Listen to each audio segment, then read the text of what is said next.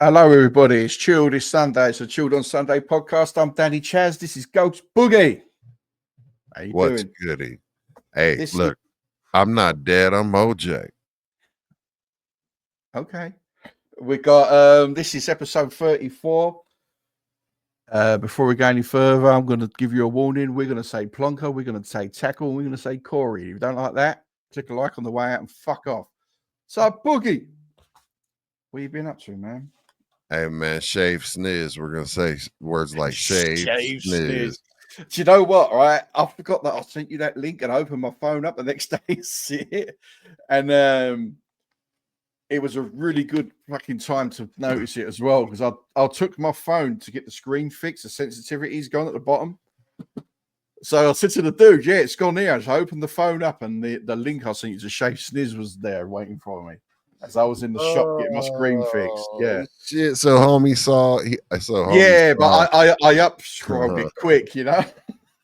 He saw it. He saw it. He saw it 100%, and I didn't sell it. I just went, yeah, so like my screen, but and it was there for all to see.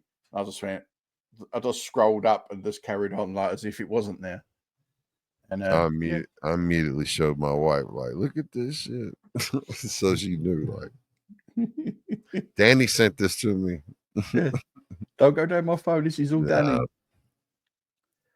So, man, what have I been up to? Well, this weekend was my wife's birthday, and it was kind of understated because yesterday she had to work, and also she was not feeling well, and so we delayed like going out and taking her to dinner until today, because that's what she wanted to do. And then she was sick, and yeah, and even like got sick at the steakhouse. So she's in the room resting at the moment. And yeah.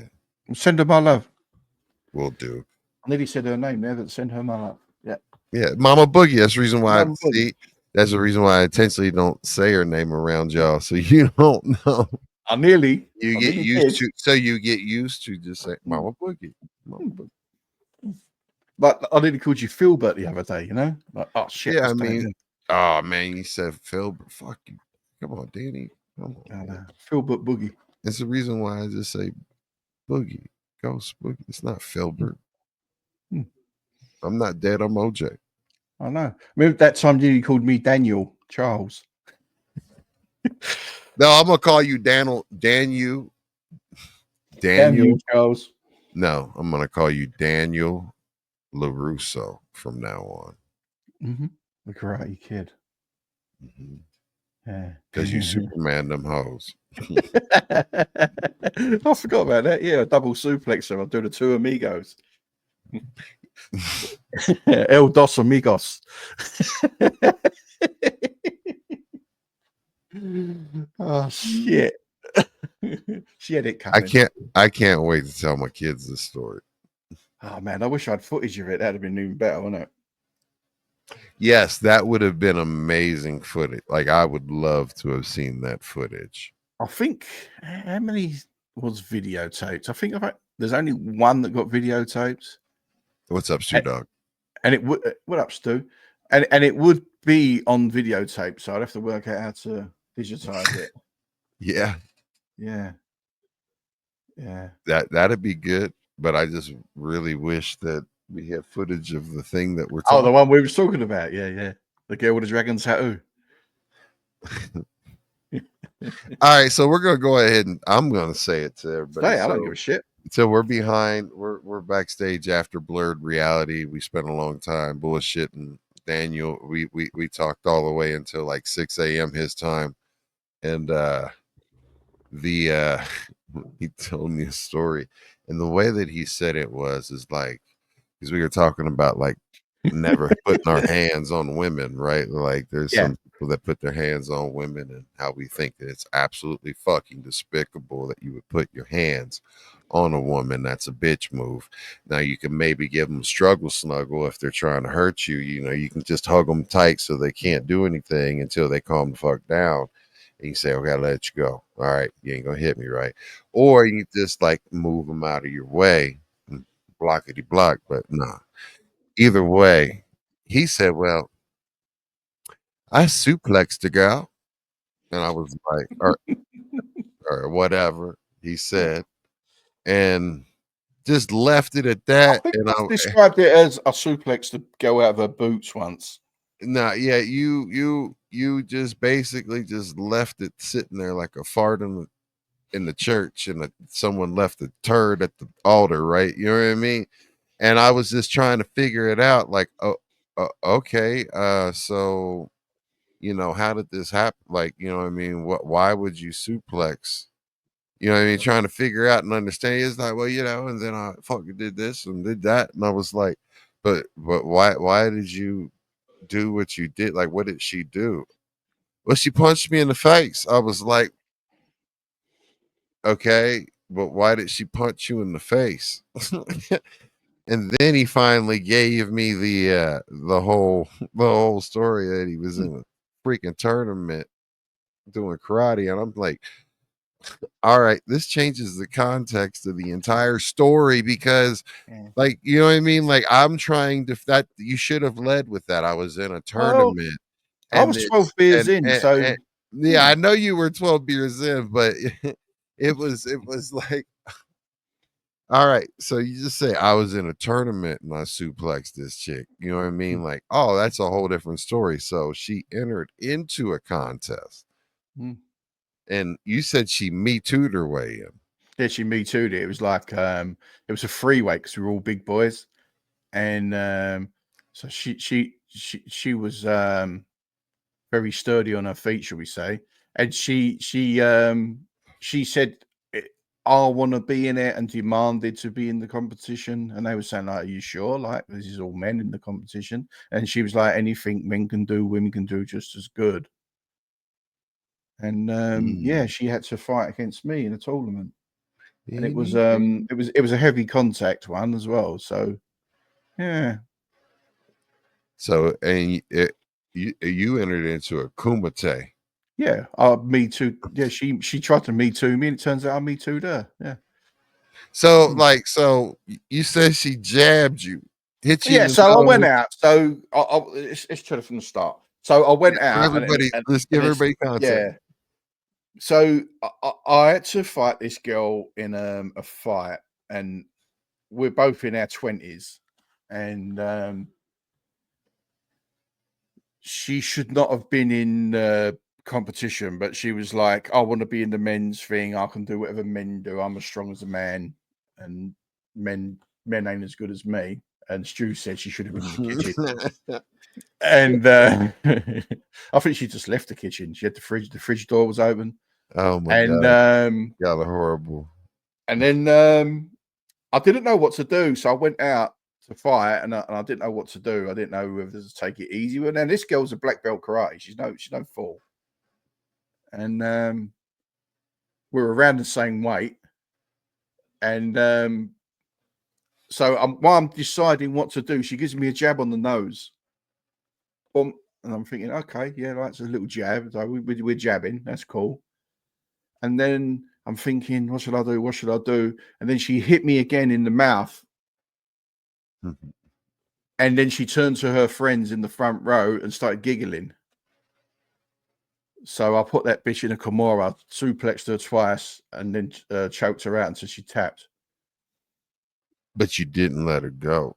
I wouldn't let her go now. I got in a little bit of trouble for that. But I was mad, like you can't be showboating like that to your friends, like. Oh, look, listen, man, Mm, listen, man. Nah, like, nah, mm, you're not going to hit me. mm. And like, and I'm trying to I, figure out whether or not to go all in on you, yeah. and then you're gonna showboat, and because I Yeah, was she was trying, showboating. Yeah, she and started I'm trying to showboating. show you mercy, and Yeah, it's on yeah. now. So I pulled her. I forgot to say as well. I pulled her clothes over her head. You know when you do the whole Oh like yeah, I went to down the back and pulled a shirt over her head, so she was all tied up as well while I was doing it, and it was a good time. Yeah, one of the highlights of my martial arts career. Yeah, almost as good as winning the British Championships. That was yeah. So you won the British Championship. I won. I never won the whole thing. I was. I got silver medal in the regional championships. So it's like you have to qualify, like poker tournaments. You have all the tournaments going on, and you qualify for another one, then another one, then another one, another one. Then I got to the final, and then the final it was quarterfinal, semi-final, final. So you have 3 or 4 fights while you're there. And I got second is for losers. I got a silver medal in the regional championships and a bronze in the British championships, which qualified me to train for the England squad, get a trial for the England squad for the national team. And it was just before 2012 as well. So it was when the Olympics, when Craig went into the Olympics. So if I'd have done well, that would have been the next thing I'd have been in, but I didn't. So nearly. dannychaz in the Olympics. But yeah. So dannychaz, Stu said you should tell me about the Blood on Me England shirt. What is that? Right, so Stuart's being vulgar. So do you know that the England soccer jerseys? They're white, yeah, they're pure white. And Stuart's trying to brag about Harry and his red wings. That's as much as I want to say about that. Yeah. Really good shirt though, Stu, didn't you? Yeah. When he was, I was thinking it was a shirt that was like called Blood on Me. No, it was real blood. But it's the way you guys talk. You know what I mean? Like, yeah. Yeah, he went on a date and he was wearing an England shirt next. He's a class act, and yeah, he got stained. Yeah. Class act Stuart. I love it. Mm. Shout out to Stu Dog. Yeah, that was an online date as well. With someone he met online. Yeah. Man, you don't earn your wings on an online date, man. Stu Dog, you out there just saying HIV, I love you. I embrace it. Stu Dog's dirty. Come to me, baby. You're my sugar bar. You know, Stu Dog. He's what do they call it? A naturist? I don't know. No, he is not. He's a naturist. Yeah, no, they don't wear clothes. Them people. I know what naturists are. I weren't going to say actually a naturist. Yeah, like for real. Every time he comes on, like on StreamYards backstage, he's never got any clothes on. Yeah. Oh, and so he met her on Xbox Live as well. It wasn't a dating app. Well, that's better at least. I mean, you can trust a girl on Xbox Live. Yeah, it was over Tinder. Yeah, it was like we was doing this gaming things, and we'd have 20 of us, like like that was regularly going stuff together. Absolutely. Yeah, and he met up with a couple of people, and he ended up going on a date with one of the ladies. Yeah, really shirt. Yeah, good dude though, Stu Dog. Really good dude. So you're not tried the whole Tinder thing yet, but Boogie? No, because this year marks year number 19 that I've been married to Mama Boogie, man. Nice. And actually, like coming up here in a couple of days will be the 19th anniversary of our first date, and pretty much we've been together like ever since. But the caveat is this though. I mean, I had worked with her for at least 3 to 4 years by that point, and she worked underneath me. But she was the one that sexually harassed me, and I never would do anything with her, to make that clear. And she will even say, if she was awake, she'd type that in and be like, yeah.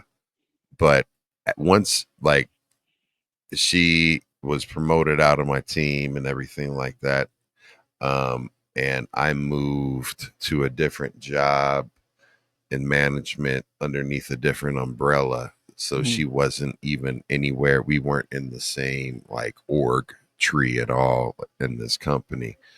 It still was a while, and we were still cordial and everything like that. And I finally asked her out on a date. I was like, all right, now that you're not not under, we don't have anything where corporate or anybody could say anything, because I'm a guy that's like, I'm not going to lose my job over like a piece of ass or work. And I wasn't looking at it like that either, because I had respected her so much, and that because she's such a good person and such a hard worker, and just an overall just a beautiful human being. And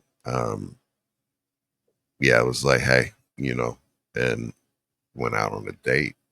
Pretty much that first date, we talked about like just how our marriage, like, or like, we actually just got down to the nitty gritty as far as what our core beliefs were in regards to what a relationship looked like, actual serious relationship looked like, and what it meant. Cause I was like, I ain't trying to date. Like, what's up? Like, you know what I mean? Like, just, what's up?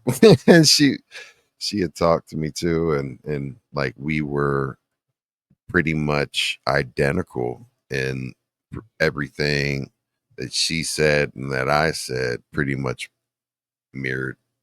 And that's the reason why, like, I knew that she was the one. And then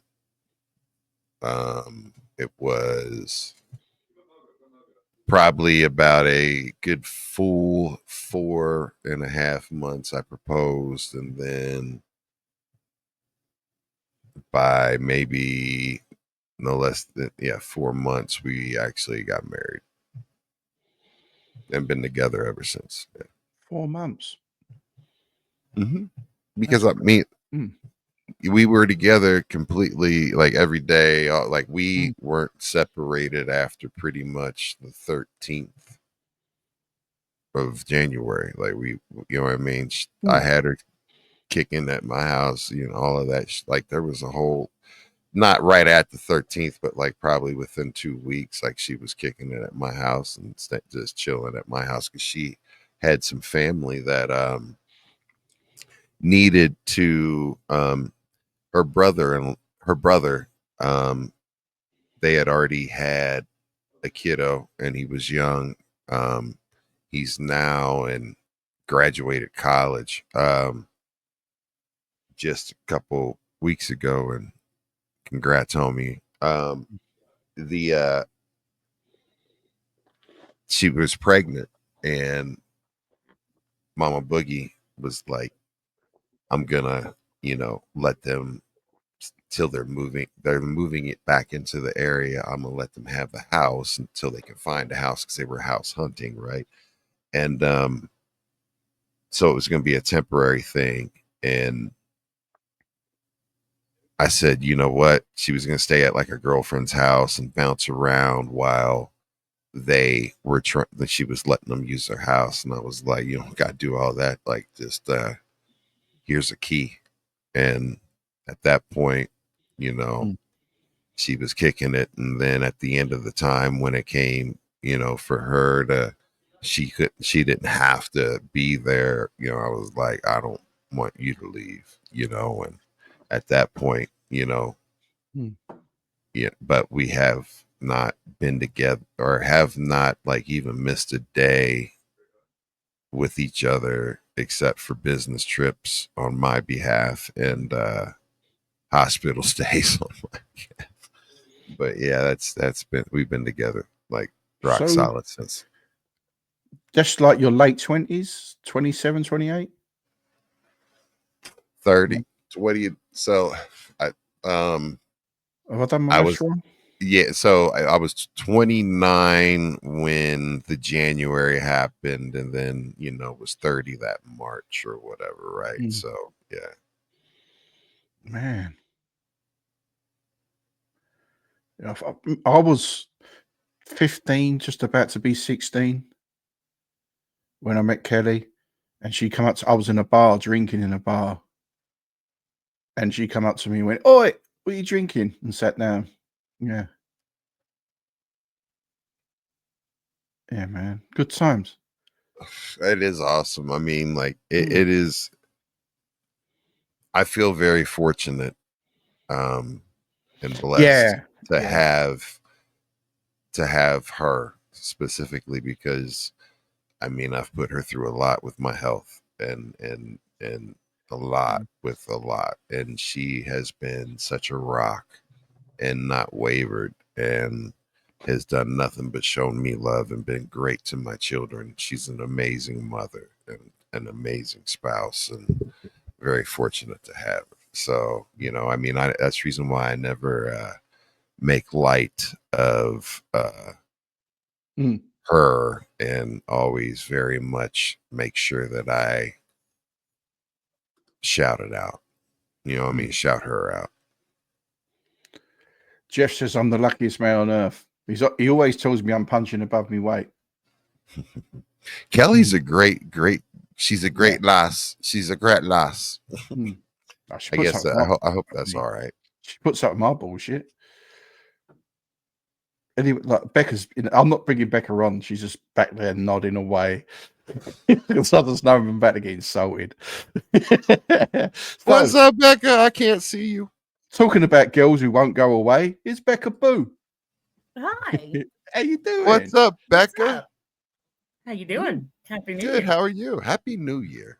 I'm good. She's new I'm year, good. new hairdo. Freaking cold. She's Becca Boo. Not quite done with it yet, but yeah. Yeah. I'm still so waiting happy. for the blue Kool-Aid to go in it. The Boo Berry. I won't do blue. No, we was gonna go purple, weren't we? Purple.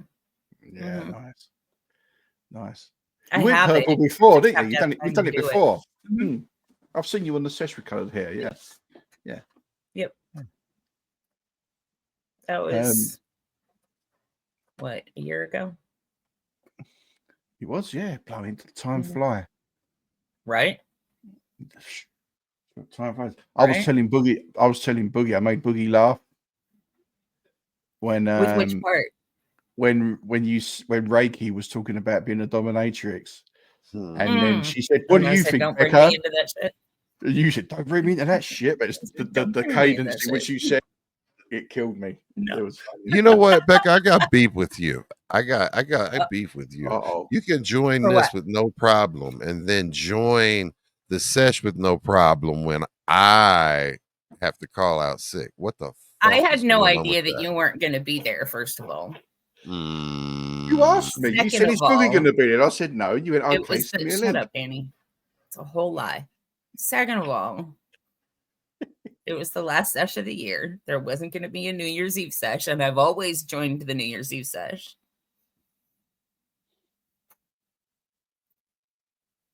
So there. So no.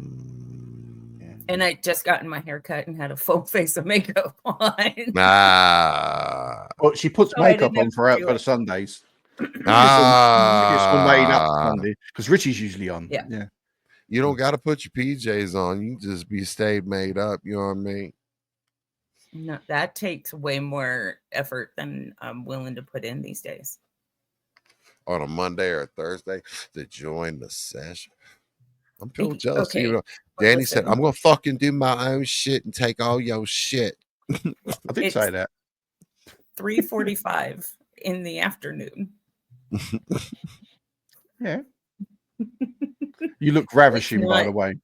It's not. So if I start the session 10:30, early 11 and it's o'clock at just night. you and me at Beck, you know, and then you'll join if we go I would earlier. watch that. Is this like the Becca pre-show?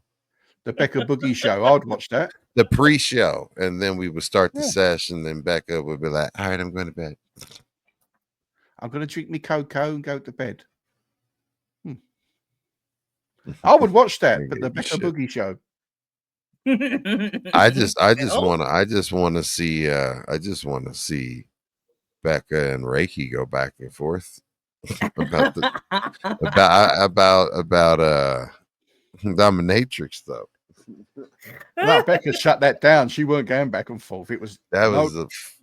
It was just Don't put me- 51-year-old Rebecca is very different from 20-something Becca. But listen though, Becca, though here's the Same. thing. My question is though, like, Mhm. if you knew that you could pull in some bank and all you had to do was hit perverted old men or perverted men or perverted people, whatever, with sticks and shit and tell them to do, and you can make Not bank. sober. Not sober. sober. Well, I mean, you can. Oh well. I got you. Like I said, 51 Becca is a very different person than 20-something Becca. In my 20s, yeah, I'd have been all over that shit. If I could make about $500,000 a year, I would hit motherfuckers in the head. That'd be awesome. Well, That's what I'm saying. If you could, if that's you could all pull I had that, to do was like punch him in the head, okay. well, not punch. I'm saying like they'd be like strapped to them crosses and shit, like Yeah, see, or that's whatever, and then you just like whip them or whatever. Hit them with a 2x4, throw bricks at them. Oh man. Naked stew with the 51-year-old Becca does do her dishes.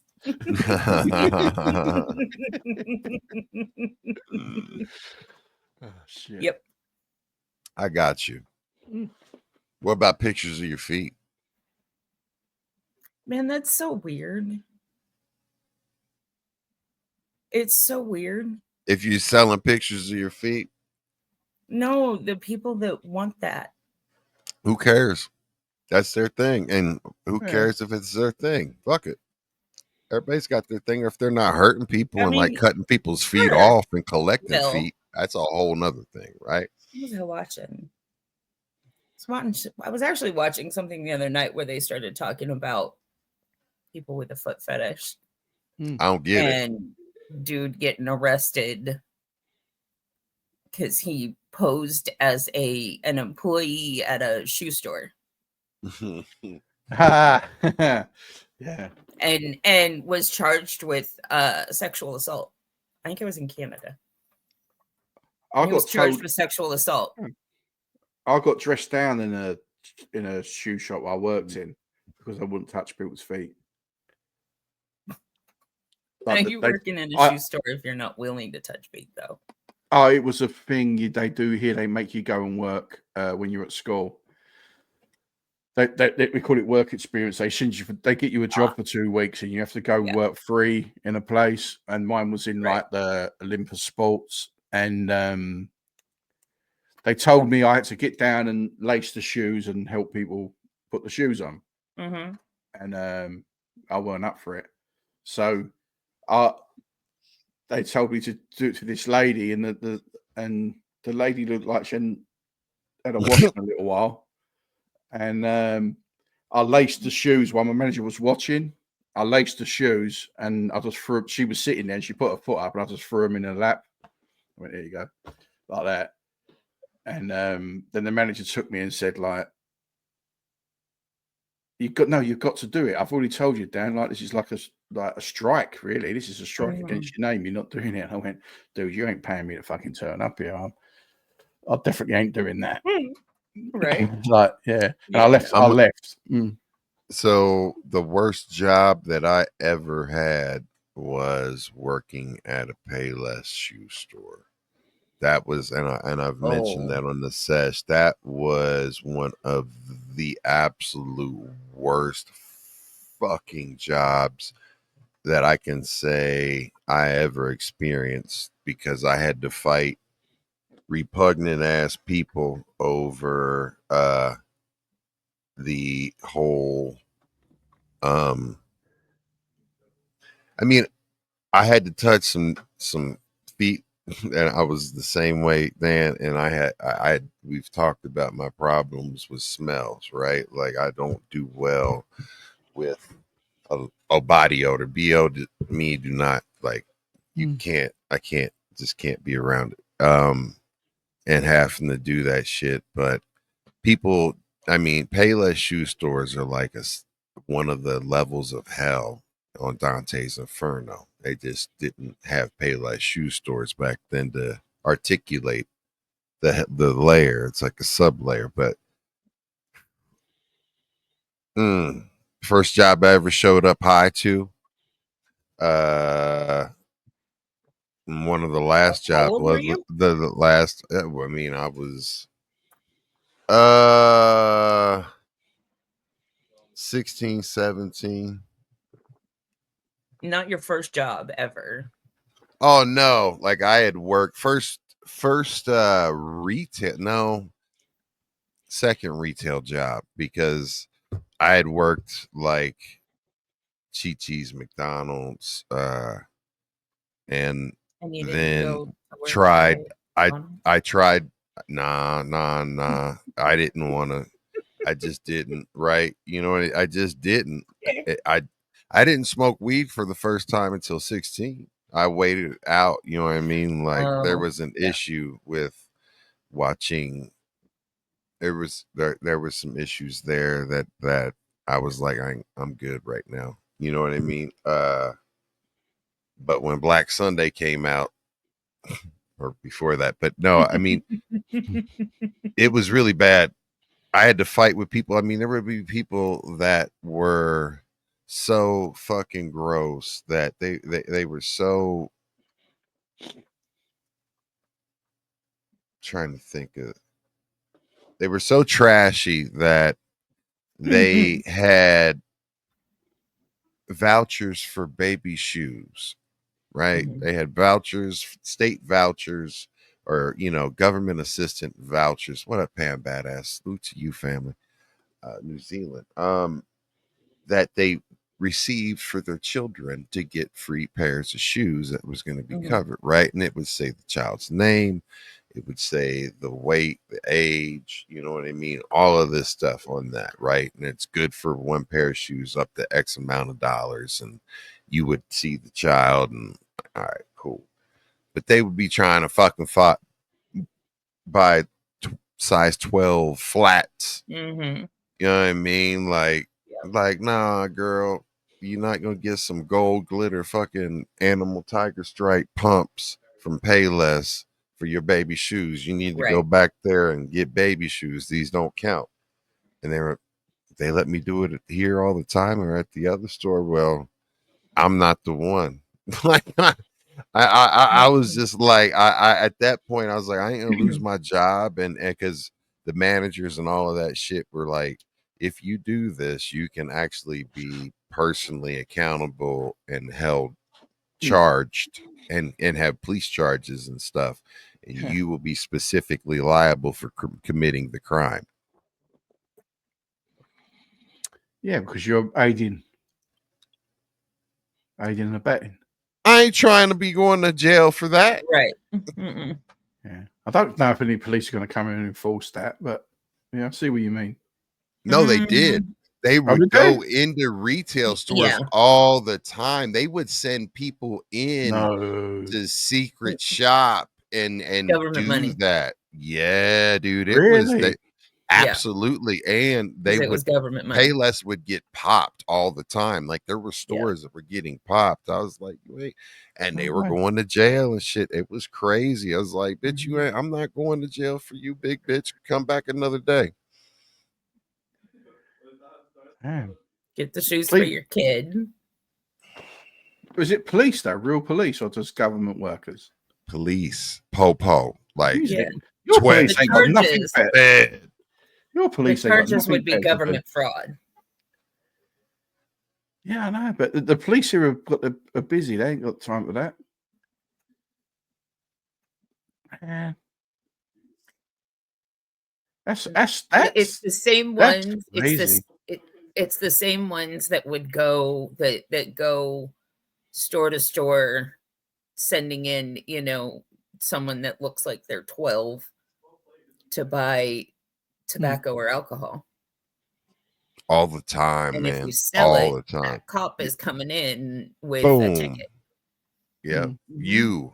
You're getting, The yeah. person who sold them. Yep. Yep. Not the store. I gotta thank you for checking my ID because I carded everybody. I didn't give a fuck. I didn't give a fuck. You can get mad if you're getting mad at me, then you're probably too young. Go talk to my manager. Because anybody old enough, they're flattered. Yeah, Kelly still gets carded. I bet she does. I know I don't get carded anymore. I'm not lying. I've never been carded. Ah! I've never been carded in my life. When I was 15, it looked like I was 35. Yeah, I didn't get carded Mm. either. Mm. I didn't need to. We've established that I could walk in and out of any fucking bar that I wanted same as to me, yeah. by 16.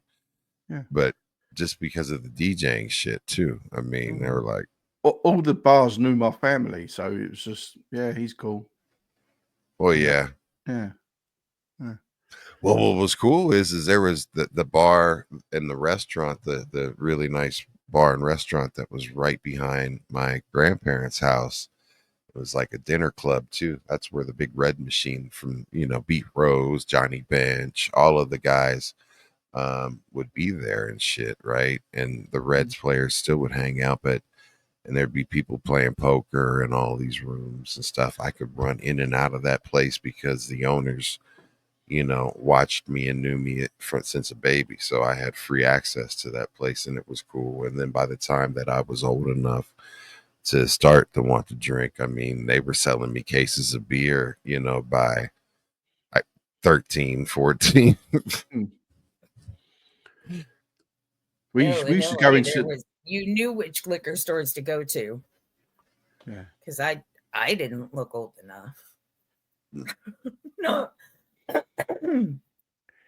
We used to go into.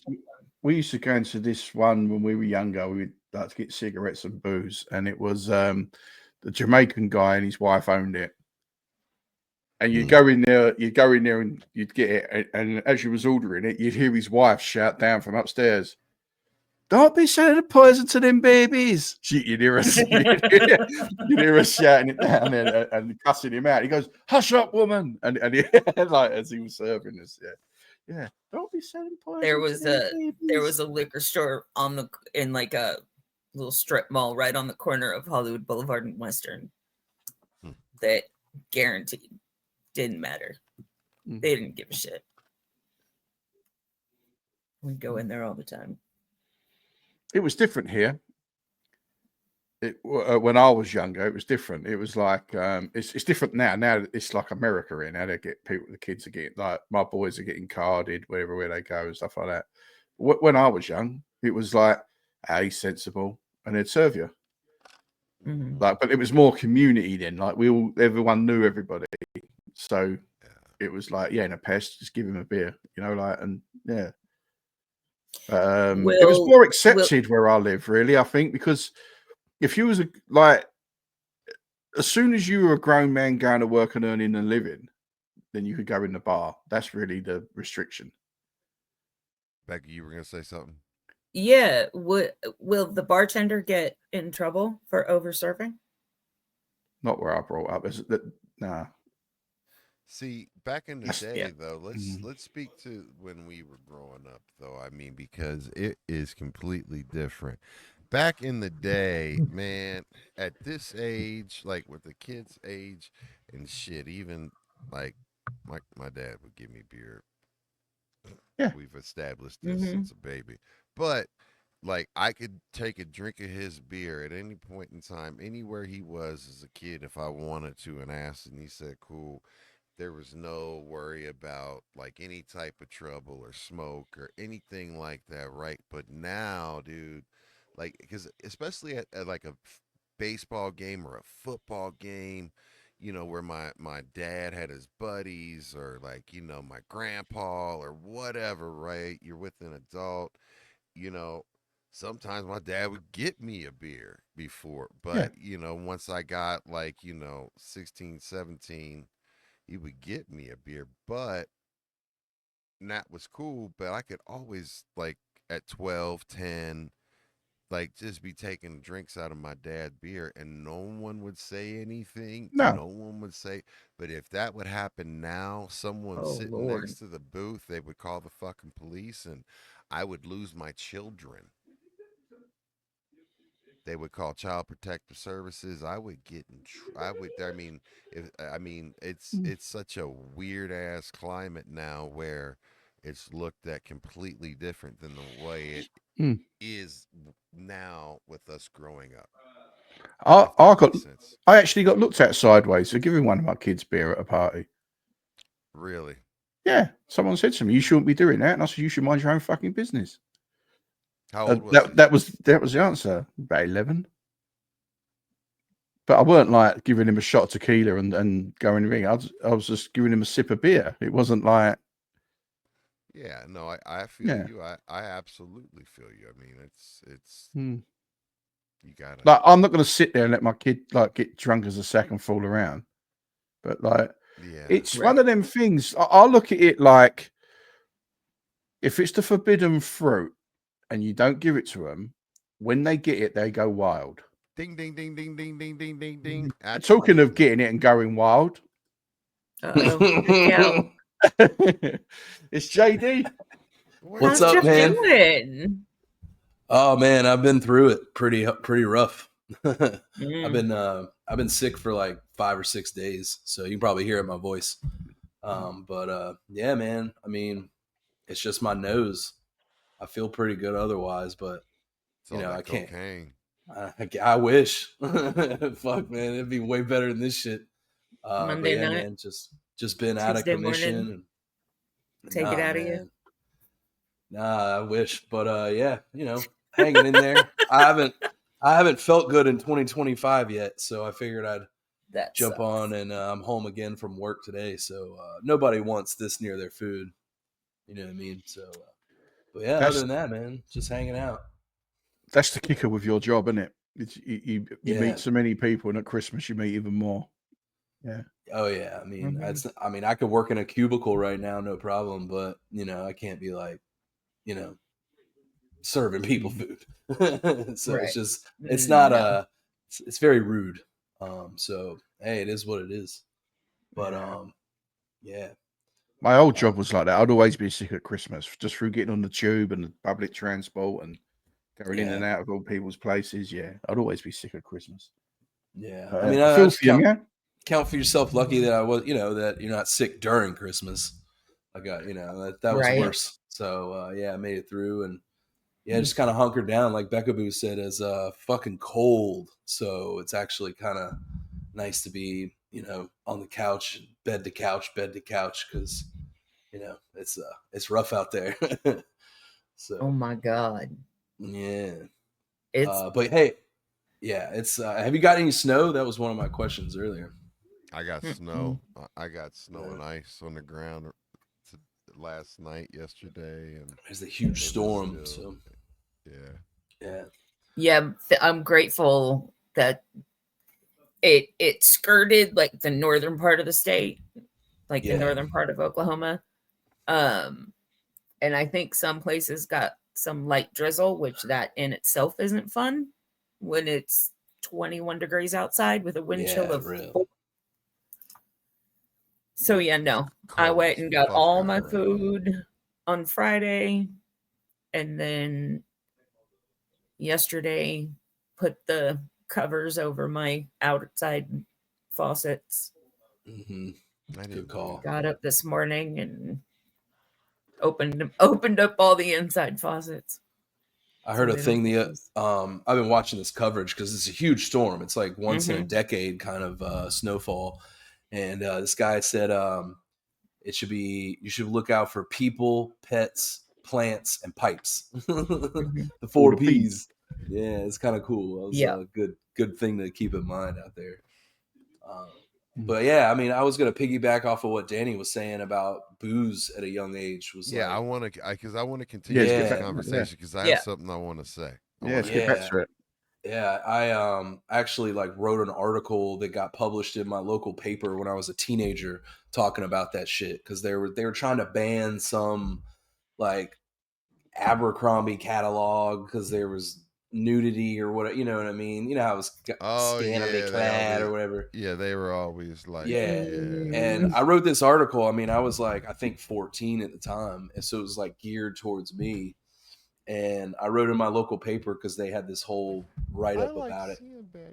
And I was like, hey, you know, this is kind of the problem that we got with like drugs and alcohol abuse in this country as well. You kind of put this stigma on everything, that everything's fucking forbidden. And that in a teenager's mind, you're just accentuating that desire for whatever, you know what I mean? If your parents say you can't have it, then you're gonna want it even more. So, you know, it's basically about that. And I think that's something that you know, I wish like earlier on was, I guess, introduced. I think most American kids like sneak their first drinks, whereas people around, you know, I'm not saying it's different everywhere, but most other places it's not as like stigmatized. So anyway, yeah, go ahead, Boogie. I mean, like, I want to know from the chat and also from like you guys here, because I have kids now that are getting ready to be 13 and all of that stuff, and I have always thought about and had the conversation with them that there's nothing off limits with me to talk about, approach to me, and you know, if there's things that you're wanting to try, please come talk to me first, because more than likely, as long as you're doing something, like, I don't want you doing cocaine or anything like that, because I've never did that shit in my life. Like, I don't want you doing drugs, but like, if you are curious about legal substances that you see everybody trying and stuff like that, and you feel like you absolutely are at the point where you positively must try it, then come talk to me. And more than likely, all right, I'm gonna let you try it, but we're gonna do it here in a controlled environment. Now, I will not serve anybody else's children anything, right? But I would much rather my kids get that and be able to have that type of trust to, like, if it's itching that bad, because you know, you guys remember puberty and like being transitioning into, you know, an adult, and you're wanting to try those other things. So I mean, like, I want to be there for my kids the first time if they get, you know, drunk, that they are, you know, I'm there, and they're safe, and you know, they understand. All right, well, I'm gonna let them get hung over and shit, and be like, this is what this. There's there's a price to pay. There are prices to pay to no all free of rides. this. And there are very much, you know, things called tolerance and, you know, responsibility, you know, and responsible consumption, and that is the key, because you don't want to end up an alcoholic. So I'm just trying, but that's, I can go to jail. They can come. If like, even me saying this, like, they could come get the you know what I mean? Like, it really, at any point in time, it's shitty, but you know, and I've never served because my kids don't want it. Like, they're not fucking even curious, because I've asked, I was like, you guys starting to get curious about stuff? I just need you to be honest with me. And they're like, oh no, man, we're good, Dad. We'll talk to you. I'm like, all right, cool. You know what I mean? Like, because this is, you guys are at a time and age where, you know, other kids your age are talking about it and acting like they're doing it, even if they're not really doing it. They're starting to act like they're big, you know, like, I've done this and done that. It's like, and most of the time they're lying. Plus, you said it's the age. Wrong? Like, am I wrong in that thinking to do that? Or no, my daughter's my daughter's the same age as yours. Yeah. And at Christmas, you call them mimosas, we call them Bucks Fizz. So it's orange juice with champagne. And we was having a glass of that with our lunch. And I said, would you like a glass? And she said, yeah, I'd like to try. And I have some champagne and orange juice. Only a splash. Boom, boom, boom. And she was like, oh, yeah, because You Wait, know your only a kids splash more of than orange juice. yeah. Okay. Yeah, my kid. Like, so As you it only should you know your kids, and you know if they're mature enough to Yeah. try something. Mhm. Yeah, and Exactly. Yeah. a government legislation piece of paper is a generalization of everybody. But Mhm. you know whether that's wrong or right because you Mhm. know the person you're handing that to. It's You like know when you what I mean? told that guy to fucking mind his own business. You're like, I know what's right for my kids, so shut up. Yeah, Mhm. he wanted me to get into that conversation, but he just got Yeah. the fuck off, mind your own business, and that was Yeah, that was yeah. the end of the conversation. He wanted me to go. Well, I believe he wanted me to be a Facebook prick, Yeah, and yeah. I'm the wrong one. I'm the wrong guy for that. Like so, Karen Chaz. he goes, that's not really good. You shouldn't be doing that. And I said, you will mind your own fucking business. And that was the end of that conversation. Yeah, he took it and sauntered off. Yeah, Yeah, I I think will that's like say, you guys know me, and you know some of my history. I think I was 14 the first time my dad like bought me a beer, right? At a Rams game. So yeah. you But did get right? that dad bought you like you were that's like you're at a baseball game, like that was like Football. this But is a yeah. rite of passage. It was like because it was I remember like my dad being with his buddies and shit, and he was like, this is a rite of passage, like get the homie a beer, and like they were all like, yeah, and they were like, you're at your they all were like toasting, and I was like, hell yeah, like you know what I mean, and I was a little dude. But it was cool, right? Becca, I Yeah. mean, Well, here's the thing. well, I got I've you. said before, education is everything, right? Mhm. Like education is the answer to 99.9% of the problems we have, right? The more you know, the better decisions you're going to make. I'm not talking education like in a school. I'm talking about like just knowing, being educated on whatever subject. Mhm. My parents were super cool. I could talk to them about just about anything. Mhm. You know, mom told me flat out, Rebecca, please don't get in the car with somebody who's been drinking. Yeah, that. You know, if it comes to that, call me. Yep. You know, and I did that once. Of course, we had, it was LA and we had, 24/7 bus systems and shit. So, but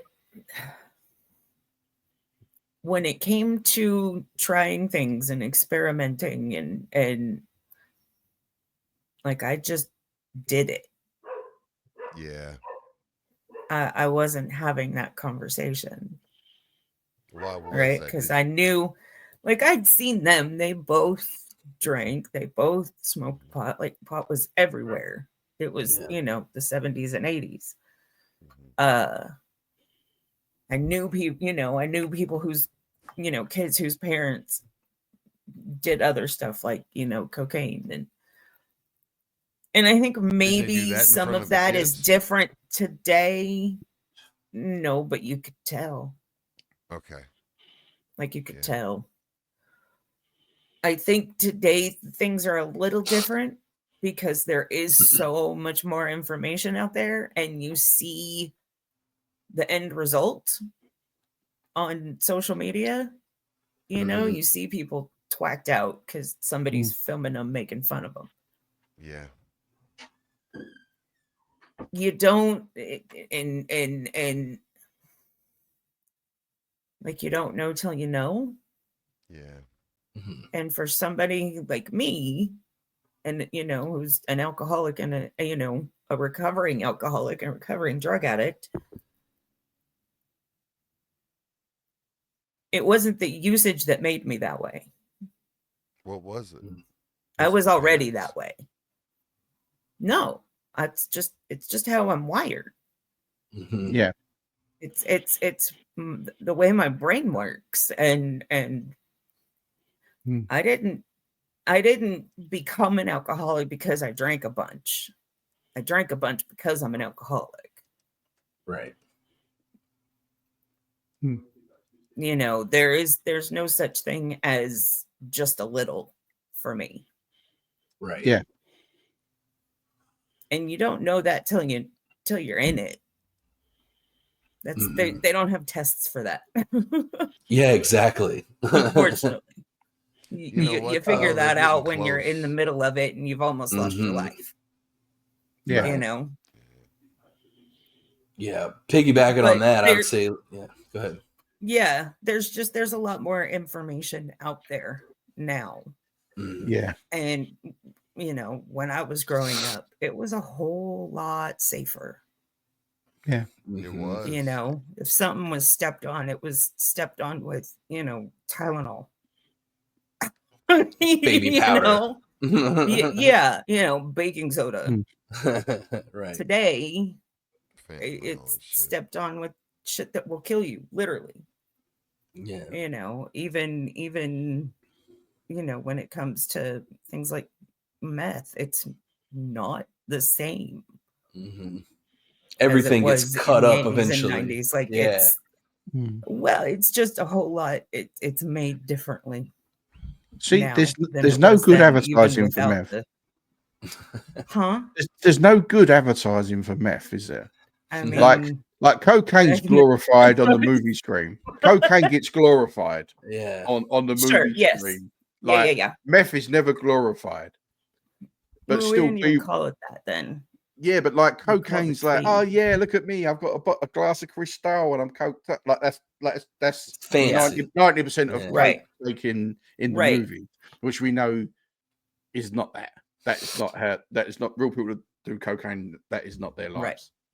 Right. And like it's so the CIA got that advertised well, but they like I've never seen a good advert for crack, but yet loads of people like where's there a happy story with crack? But yet people still move on to crack, don't they? And they move on to heroin and things like that. Like it There boggles is my Cheaper. mind. not a happy story about crack at all. No, that's what You're I'm saying. right, Like bro. it amazes me how people gateway onto it Yeah, I from mean, other things. It really does. But It's but you're not cheaper. in.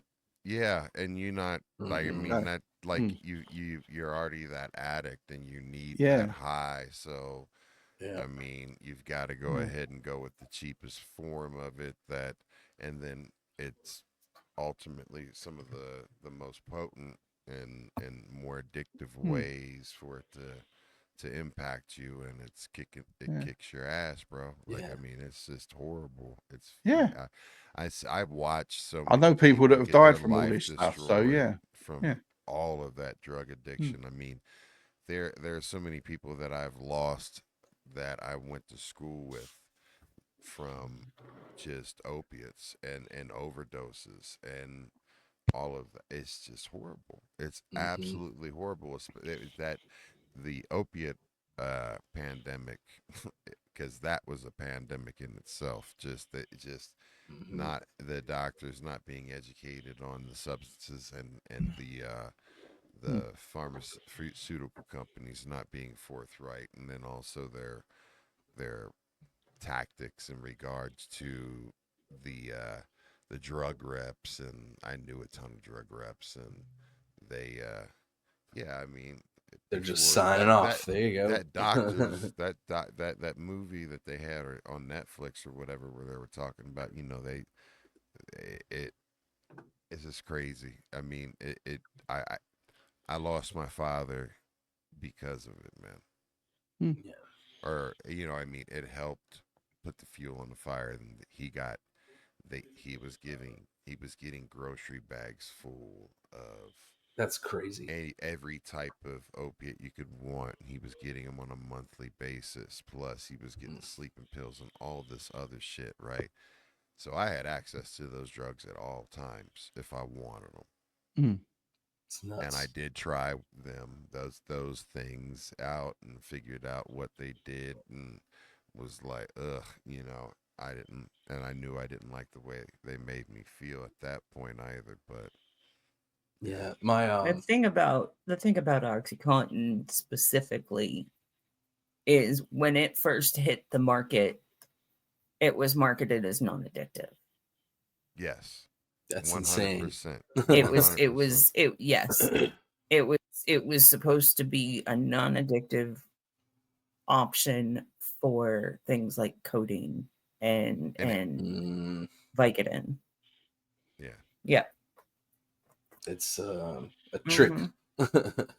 You got me thinking earlier, Becca, you were talking about how like it's in you, and the thing to tie it back to Boogie and all the rest of it, because I don't have kids, so I just go off of kind of how what my dad or my family and how we interacted. But he explained that to me really early on, was that there's genetics and environment. And he warned me, he was like, even if you escape the genetics, your environment might get you. And that's why I respect about Boogie, is because of that openness and that like transparency to give your kids enough respect to like, you know what I mean? Like respect them enough to have an open door.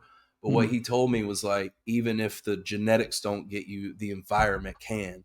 Even if the drug doesn't get you, the people that surround that drug can. So I was like, oh, fuck. He was like, even if you're bringing up, don't get in a car with someone who's drunk. It was like, even if you're kind of doing the right thing, but the thing with intoxicants and habit forming things like that, and gambling is almost the same way. You get around someone you used to gamble with, exact same thing. That kind of stimulative environmental pressure is a whole nother beast. And like I said, he was like, dude, you could be doing the right thing and still fucking die. You know what I mean? And that was my warning. And I was like, man, and going back to like, my whole family moved towns like halfway through high school, or like the very like beginning of high school. So at that age, especially, you know, Boogie, you were talking about your daughters, and then like the age I was at when I wrote that letter I was only have like, one daughter. oh, my bad. One son. There you go. But they're at that age where the impressionability is like, I was in a new school. Anybody could have walked up to me and got me to do anything. You know what I mean? I had no friends. I was fucking 13 and a half. I know no one for 100 miles, you know, whatever. So that impressionability can also be like a slippery slope. So, you know, for my dad to like hit me, I don't know why, he hit me at the exact right time where I was like, damn, like there are so many pitfalls, even if I'm handling my shit, so to speak. So, and I've learned that throughout, you know, just hanging out with, you know, people that have drugs at a party or whatever. They always ended up like just worse off somehow, you know. And sometimes you got to thank your lucky stars, and then other times you got to thank yourself for like, you know, maybe making the right decision here or there. But yeah, just to have that like openness was like invaluable, you know. You know, I appreciate the fact that you guys, you know, what you said, because it helped actually put a bookmark in my brain to have that conversation, because I knew I was going to have that conversation, but it, you know, the importance of it, of having it, just to not overlook it, you know, and the fact that they are getting older, that I think that I may start doing that as well, you know, as far as telling them about even paying attention to the parents that they're getting in the cars with, you know what I mean? Like that. I mean, it's just, they're not always with responsible adults, you know, and that's just making sure that, you know, they're paying attention to that. Like, don't just blindly trust that, you know, like we're not. Yeah, man. Like, yeah. the other rule was shit the other rule from my dad. I just thought about it. Rest in peace, my dad. He said, He said, if you are gonna drink, stop fucking stealing my Michelobes. If you are gonna drink, get your own fucking beer.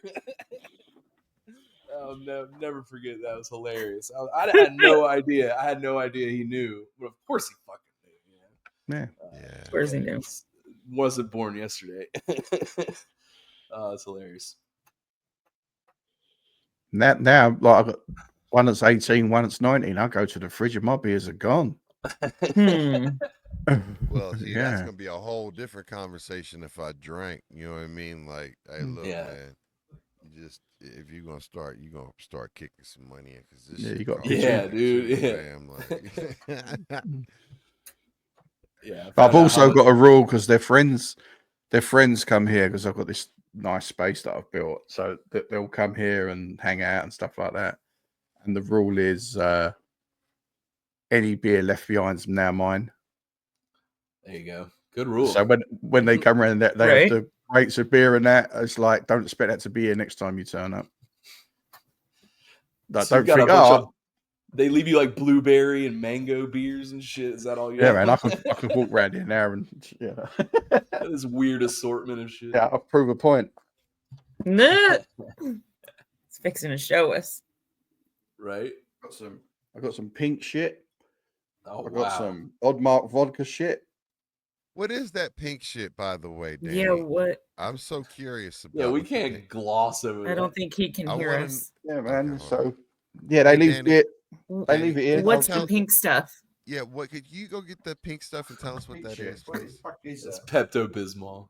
Yeah, It 'cause looked it nasty. looks like I Dream a Genie type shit. Right. That pink shit is Salad cream. martini Salad. cocktail. Pink Passion What? Star. Pink Passion Star martini cocktail. So it's one of these like alcohol pops, you know, like the. Oh, man. So It it's has alcohol. martini.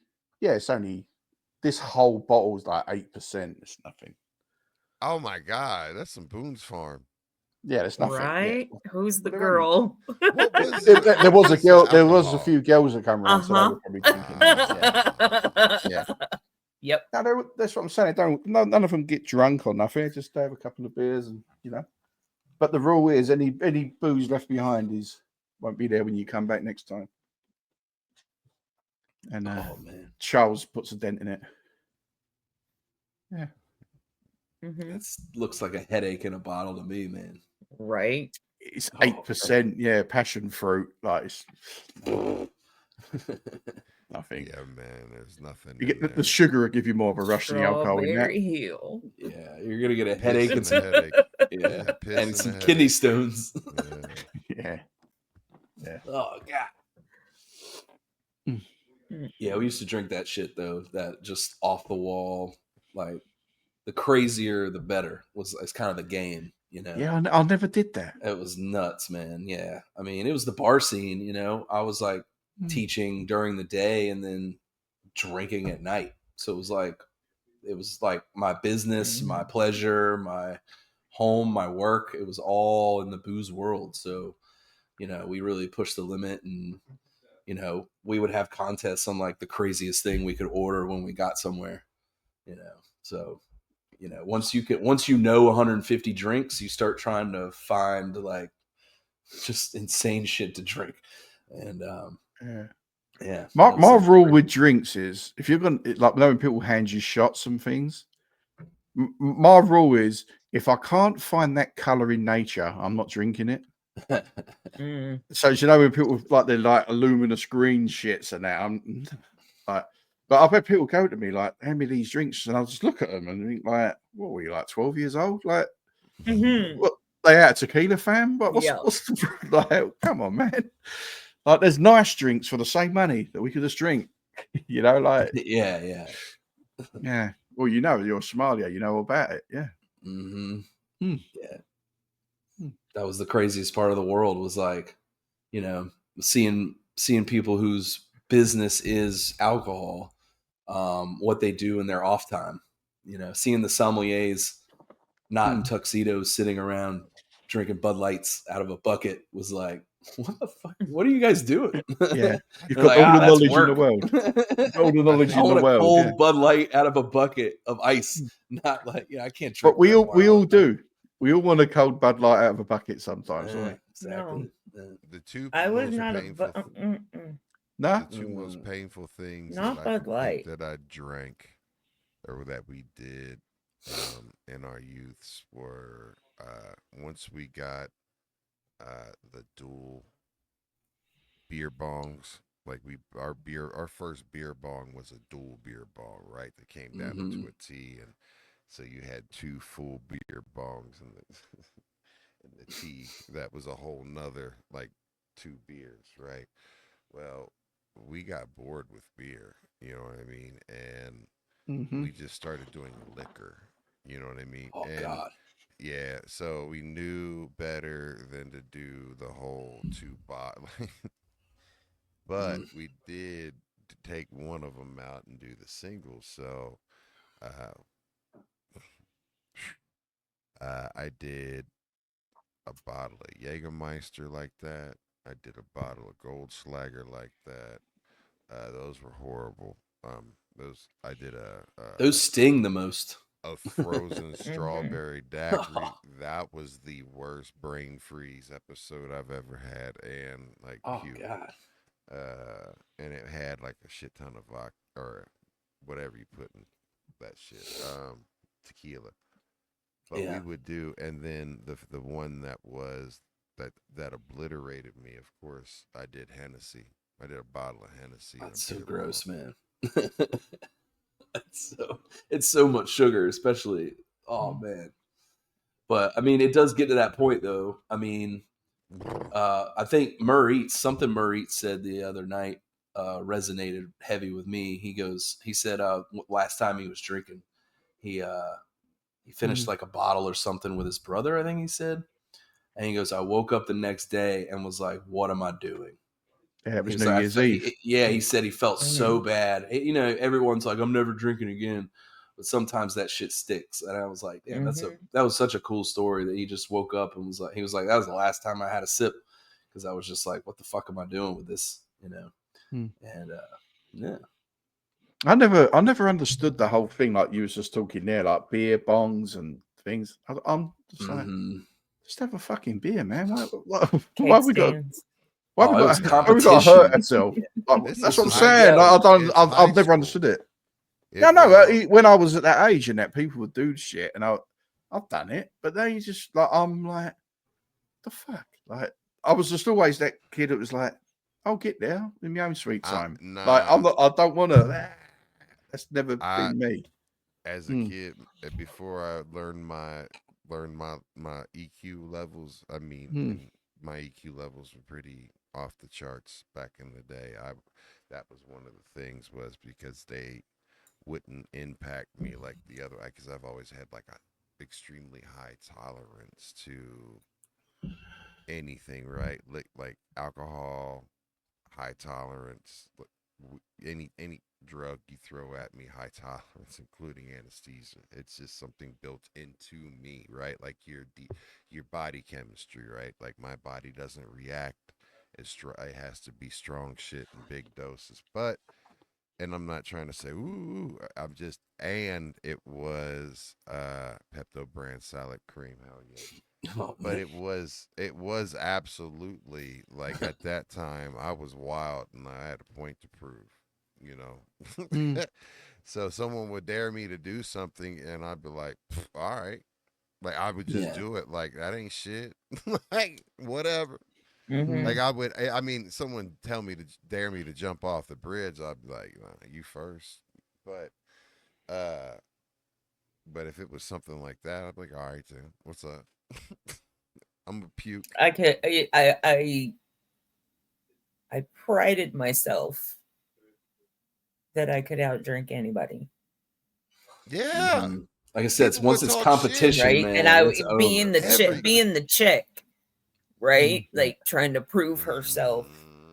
Because I always hung out with, guys and shit. Hung out with guys so and a handful of female friends, but we were all kind of the same in that way. Yeah. I think I can't, but watch me. I mean, we've seen you talk shit about the start time. I can't imagine shots. That's hilarious, right? Like Queen of Jeopardy lateness. theme. It You're says like it right fuck, there man. under my name. Yeah. Yeah, right there. Right, See, right. we was different. camera Like someone would wall. go to me, yeah, drink this bottle of whiskey as quick as you can. I think, fuck out of here with all that shit. Like it was never like, I'm not going to hurt myself.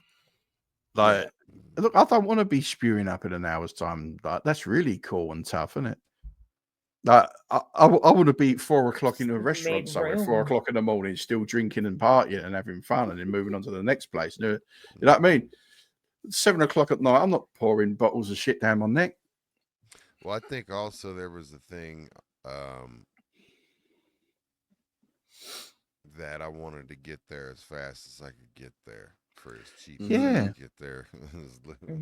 I never got it. I like being in the pocket. I don't like being like and I wanted to stay there though. I like being in the pocket too. I just didn't know out of pocket was not in the pocket when I was a teenager, right? But by the time of 18 years old, I had it mastered because I had already went through doing dumb shit like that. You know what I mean? Like, you got some tolerance built up, and you can really put the pedal to the metal. Yeah. When they called me the Hennessy Kid, when I DJ'd everywhere, because I had a bottle of Hennessy waiting for me, every DJ was like, I was the Hennessy Kid. And now the King of Pain. Now the King. Well, I had to think I saw Becca's Queen of Lateness. I was like, well, I'm the King of Pain, goddamn. I will always be King of Pain. I went with all my socials. Yeah, now it's stuck in my head. Yeah. Only including dance. that OnlyFans now. I was gonna put only feet because that's what you were talking about when I almost got here, and I was like, nah. That's Boogie's territory. And see, Pam was the same way. Like you said, they come from a family that drink fast or miss out. It was enough to put me off liquor for a life. But no, that was the thing too. I mean, like everybody being a bottle, sharing a bottle, you wanted to make sure you got your portions and shit, and you got it in. Like I put money on this liquor. I'm gonna make sure I give my money. That was it too. That was a big part of it right there too. I mean, alcohol, I think there's a big difference in the way alcohol and stuff is marketed over there, I would assume, and the way that it's not integrated in everything that is Americana. I mean, there's we got drunken idiots here. Yeah, that's true. Yeah, no, we got drunken idiots here.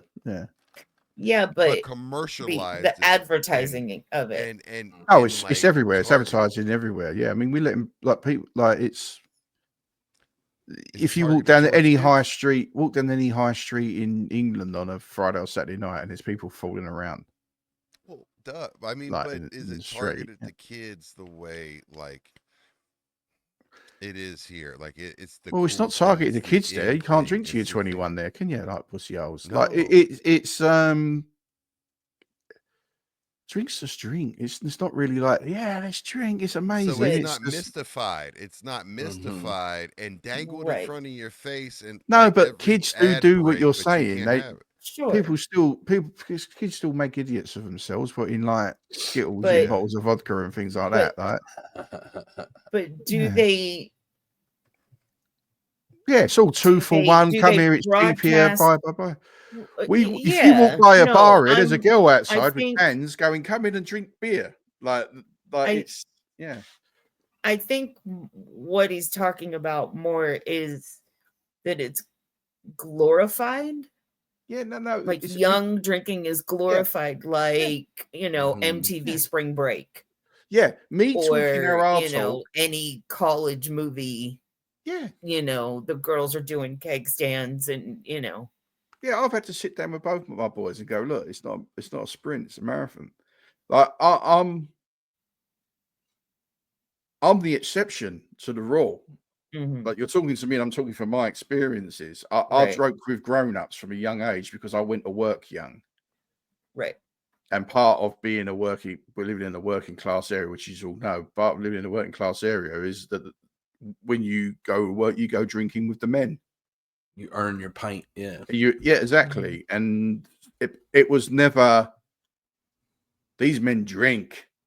They drink like they're dockers, they're dock workers and construction workers. They drink, you know. But if you was a drunk and fooling around in there, they would ridicule you. Go, look at the state of yourself. Go home, clean yourself. They'd send you home. They'd get a cab for you. Go, here's a cab for you. Go home, get in that taxi and go home. Don't come back till tomorrow. You're making a fool of yourself. Like you would be told you're making a fool of yourself. Like, you know. And no one wanted to be that guy in the environment I was brought up in. But like there was also, let's go Ibiza and drink as much as we can on the boat out in the Mediterranean at parties, like you have spring break. Woo! It's all that does exist. But by the time I was doing that, like what Boogie was saying, I know what I could do, and I know what it's like to be ill from drink. Being ill from drink is horrible. Being so drunk that you're being sick is horrible. It's like I'll nearly say it's the worst feeling in the world. It's not the worst feeling in the world, but it's a horrible experience. It sucks. And that's why people, I'll never do this again. God, if you let me get this through this one night, I promise I'll never. Yeah, exactly. I've sat and drunk off camera with all three of yous. All three of you there. Not Becca's not been drinking, but I've been drinking while I'm talking to you. Right. And you've seen me. I'm a pacer. I just pace along at a pace. I'm not waterfalling. I'm just like having I like having a few beers, being in the pocket. Don't get me wrong. I'll drink 20 beers, but I'll drink it over 10 hours. You know, like that comes with some experience in knowing this is what I don't want versus exactly. You know, so that's the point I was making. You just made for me, where I was drinking from a young age with men, and being taught that that's not cool. This like falling around and being the like the people that do what like Boogie was saying. Oh, let's pour booze straight into a bong. These guys would get rid of them quick. They'd go, yeah, look, yeah, silly bollocks. Here's your drink here. Right, it's got rid of him. He's been sick out the back. And then they carried on their conversation. Like you know, they would be the entertainment. Yeah. You do that on a Friday night when you're bored and there aren't no girls around. That's what you do. There was always girls around. Somebody one time, I think I said it in the chat. I don't know. Last sesh, maybe. Anyway, where some asshole at a party thought it would be cool to put whiskey in the bong, like in the weed bong. Instead of water. Yeah. Oh God. Would that make a difference? It didn't. Oh my God. Yeah. I got so sick. Really? You're inhaling I'm grateful for good friends. Yeah. Because I got so sick. Like I was 22, maybe 23. And like friend carried me in the house, took my shoes off for me, put me to bed. Yeah, you were poisoned. Shit. Yeah. Yeah. That's what it is. Yeah, it's it a was poison. Bad. So yeah. It was bad. Hey, I was so pissed. Becca Boo, who poisoned you? The next day I called them. I was like, who the fuck? And why would you not say something? Why would you not tell me? Yeah. I got LSD put in my drink. Oh, no, that's fucked up. Yeah. Like when I was young as well, very young. Yeah. And I worked it out. I had 6 tabs of acid put in my drink. Oh my God. And How did you work out that you had 6 tabs of acid in your drink? because what it was, I worked it out that the people were doing it had acid on them, and they thought it was funny because one of them done it, and then someone else done it, and then someone else done it, and then someone else done it, and I worked it out. 2 of the people have been avoiding me ever since. I imagine. Yeah, like, and I would was too. yeah. 25 they years know, later, I'm still trying No, to beat that- your fucking ass. it wasn't. 'cause what? Yeah, I was about 18 at the time, and 2 of them are still like ducking me. Yeah. Smart, but you know, That is a smart idea. man, it's not cool. Don't No, give I was in a terrible state hallucinogens because to someone unwittingly, because that's Yeah, just What not was that fucking like? okay. Did It was start horrible. melting? Like you? I was you melting, didn't I even was know why? hallucinating, I Yeah. passed out, choking on my vomit, come back, like I was in and out of the room. I fell down, banged my head. Yeah, it was bad. Yeah. It was bad. Like the smack my bitch up video. Exactly like the Smack My Bitch Up video. Yeah, it was, yeah. But the scary thing is you don't know why it's happening. Yeah, that's the scary part because Yeah, especially with you think psychedelics, you something's, go, "What was yeah. that?" You know. You think Saints, what was that? It was like just completely, yeah, off my tits. Oh, tits. But like, yeah. Tits. But that's why I wouldn't get involved in none of that shit because I had that bad experience that just completely turned me off. Like even like, Let's see. I like don't think doing I've ever it, been like, dosed control. by anybody. I was in the bar scene for a long I time, have. and I've That was the never one been and only dosed. time. Yeah. I think I would be. They would want to duck me. I think if somebody dosed me, I would have a personal vendetta against them. Like that is a Oh, I did. fucked up thing to do to somebody, and I would take it very personally. I think There's a reason 2 of them are still ducking me because I got to that's the what I'm others first. saying. It's Yeah. probably a good idea. yeah. Fuck, man. Yeah. Yeah, ate at Lollapalooza. Marie said, "Whoo, boy, that is." Yeah, there was a homie incredible. that's that sold us some joints, some pinners that were formaldehyde, and Oh, we Lord. didn't know. Yeah, and Some I Wayne got a Brady whole shit. stack that was like that. I was so we mad. we took and like lit like 4 of them and put them in the rotation and like just all chiefed them before we went into a party and shit. And I did not know what I was, and oh man, that was a horrible experience. And that guy died of an overdose about 2 years later. Oh no. Yeah, man. But that's what I was You going know, back to what my dad said. It's if it does not the drug, it's the people around you, man. So Yeah. it's what it is. I What's think up? that might be my aversion to drum and bass and EDM. Could be. Now that I think about it. Yeah. Why is that? Yeah, Well, like there was a reminds you of them particular times. night Yeah. that there was a particular night that I had taken a sugar cube with acid, Sugar cube. Old school. Okay. and it was the 90s, baby. It was great. and I was drinking, and then went to go see a friend of ours DJ. And Okay. between the beat and the lights and it was too much. I'm like, I gotta go outside. Now it's a trigger. Yeah, I understand that. Yeah. Had you ever did it before? Oh yeah. Okay, so Just you usually knew what you were not getting go into. in a club like that. Yeah, I got you. Yeah, I didn't know.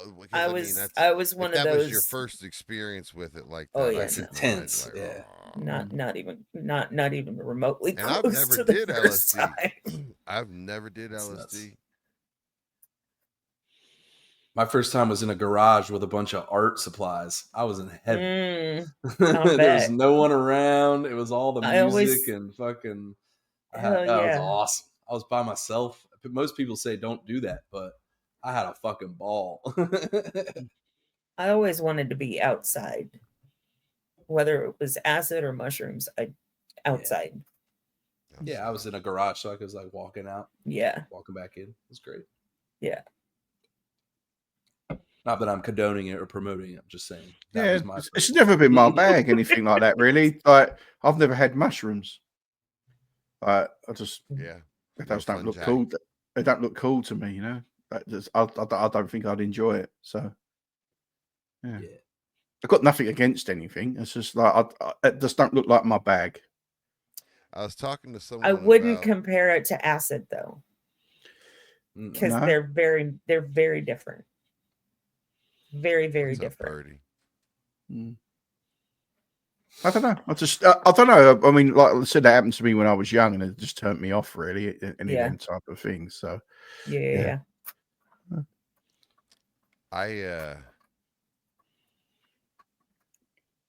Again, as someone who has done ketamine, like I couldn't imagine. I don't want to play with anything else, but I was talking to the doctors about mushrooms and was like, what are the side effects? Because, you know, they're legal now and they are very much being used in pharmaceutical and especially in like research studies, and was getting educated about the research study and whether or not I want to enter into it and do that whole thing.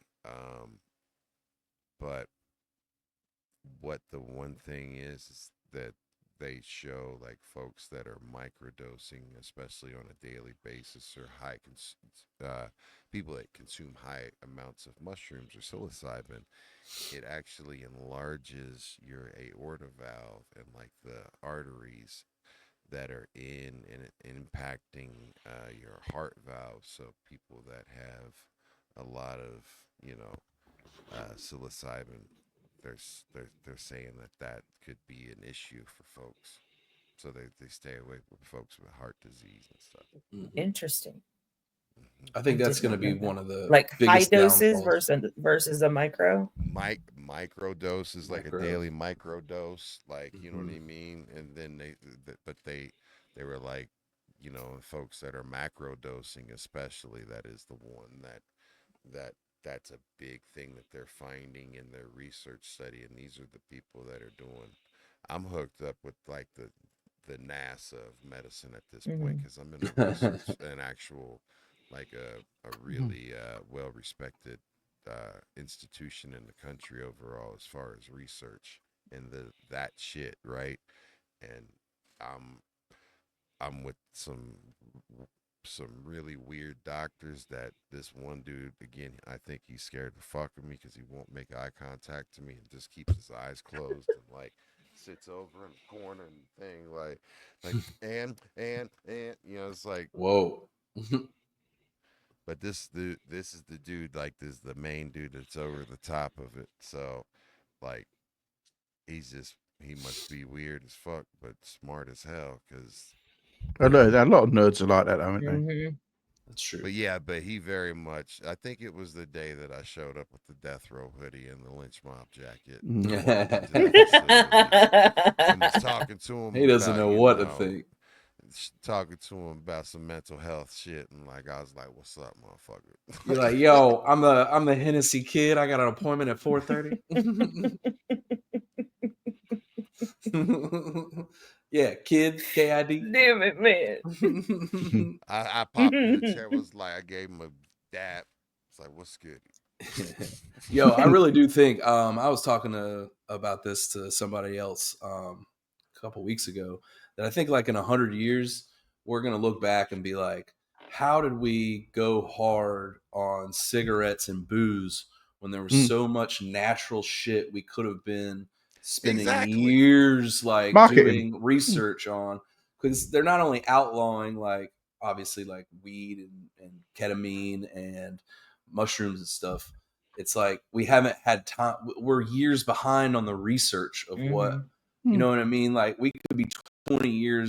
We could know right now what we will in 20 years if we'd have just done it right. But, you know, Joe Camel and fucking King of Beers had to fucking take precipice Miles over. and Camel Bucks. It's because Yeah. the world's run by corrupt governments that get kickbacks of money from these Right. things. They So pick what they want to. they pick what tobacco they want industry. to be sold. Yeah, because me and Boogie are smoking. Lobbyists. Yeah, it's obvious. It stares me in the face that I can buy a bottle of whiskey and drown myself, but I can't go and buy an ounce of weed. Like Mhm. it's just obvious to me that it's because my friend is giving me money, and the other friend that sells that ain't giving me money. So that's the way the politicians look at it. And there's 4-year terms. How can you do long-term planning when you're only planning for 4 years? So they're just getting what they can and getting out. And on the way out, they introduced the new people to the people they was dealing with for the last 4 years. You know, and that's that. Ours keep getting reelected, so Yeah, but it still could only be 2 terms, can't it? So it's still, but depends on the because your re-election is not going to be your re-election's not 100%. You're just president is 2 terms.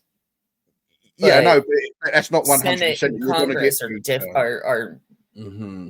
they're not limited. Yeah, like that's that. why they only deal with the buzz issues. It's like, right, what's buzzing at the moment, but they're not looking at the long term shit. They're in and out in 4, luckily 8, and you can't plan long term for that. Yeah. And there's no answer to it, because if you start having people that are in terms for longer than that, then we're going back to dictatorships and lawbreakers, and then it going from father to son to father to son, leading the country, and that's no good either. So there's no quick fix. Fill up while we're private still prisons and while we're still doing short term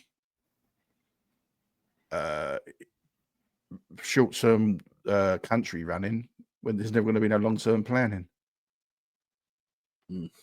That's just my 2 cents. You know, it's just how I feel about it. But anyway, I don't know what the right answer is. I can only point out what's wrong. But, I'm no genius, but I'll have a look at it. Yeah. I do feel that there's like a groundswell of people that kind of feel duped. You know what I mean? No matter what country you're in, we all feel duped by our individual places. You know, our construction we feel duped by, but I do feel like there's a bit of a groundswell being like, you know, Unchained said, "Eat the rich." I mean, that's kind of a sentiment that's going around right now, because I do feel like no matter what politics you have, everyone, it feels sometimes like everyone's out to rip you off.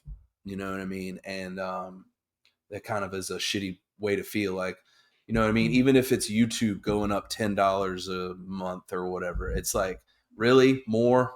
You need another $1? You know, that kind of like feeling of being sapped, I think, is a worldwide phenomenon that's going on in the last like couple years. So, but it is snowing over there, huh? Yeah, nice. Oh yeah, man.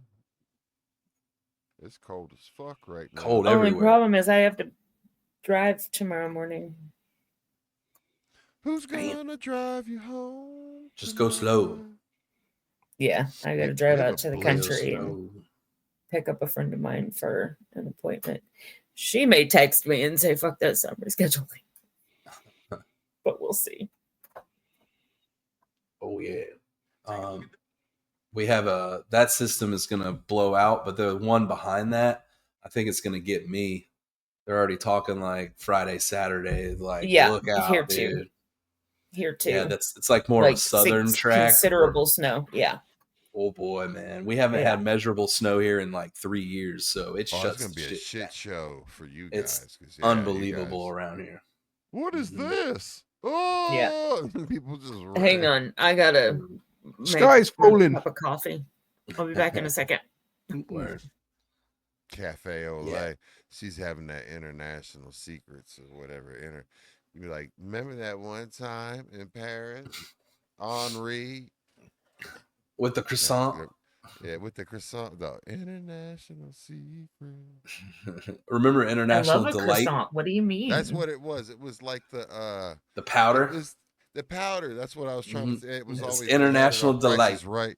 International Delight, and they would always have the two chicks talking about the hot waiter and whatever. Like they're like, yeah. Pink like, I always like Punk Bunny coffee. And if you go over there and you put Mr. Mikey Unlikely in the tab, you get a 10% discount. mm-hmm. Punk Bunny So coffee. it feels Oh, like man. 11 degrees here right now, fam. Man. Yeah, we got some sleet earlier on today, and we were like, what the hell, man? It's unnaturally cold, but Yeah, that's what we've been getting last few days. Sleet, snow, but not settling. It's too wet. Up north, That's what she said. up the northern part of the country, they're copping it up there. But where I am, we've got our own weather system. It's just cold and wet. Yeah, HX Chill and them are getting snowed on, but I'm all right. Yeah, because he's up the north. Well, he ain't anymore, but his family are. Shout out HX Chill. How you doing, mate? So let's just do the roll call. We got Maurice, we got Unchained, we got Panda Birdhouse, we got Birdie. What up, Birdie? We got Ghost Boogie in the chat. We got Panda Badass. We got. I'm just going over old names now. And we had Stew Dog earlier, Mr. Mikey Unlikely, Cashby. Cashby Johnny was on last week. That's a cool episode. Go back and watch that. He gets shot at. Cashby outside. Yeah. There's gunshot. There's gunshots in that one, and we've got Lake Mikewood, lovely part of the country.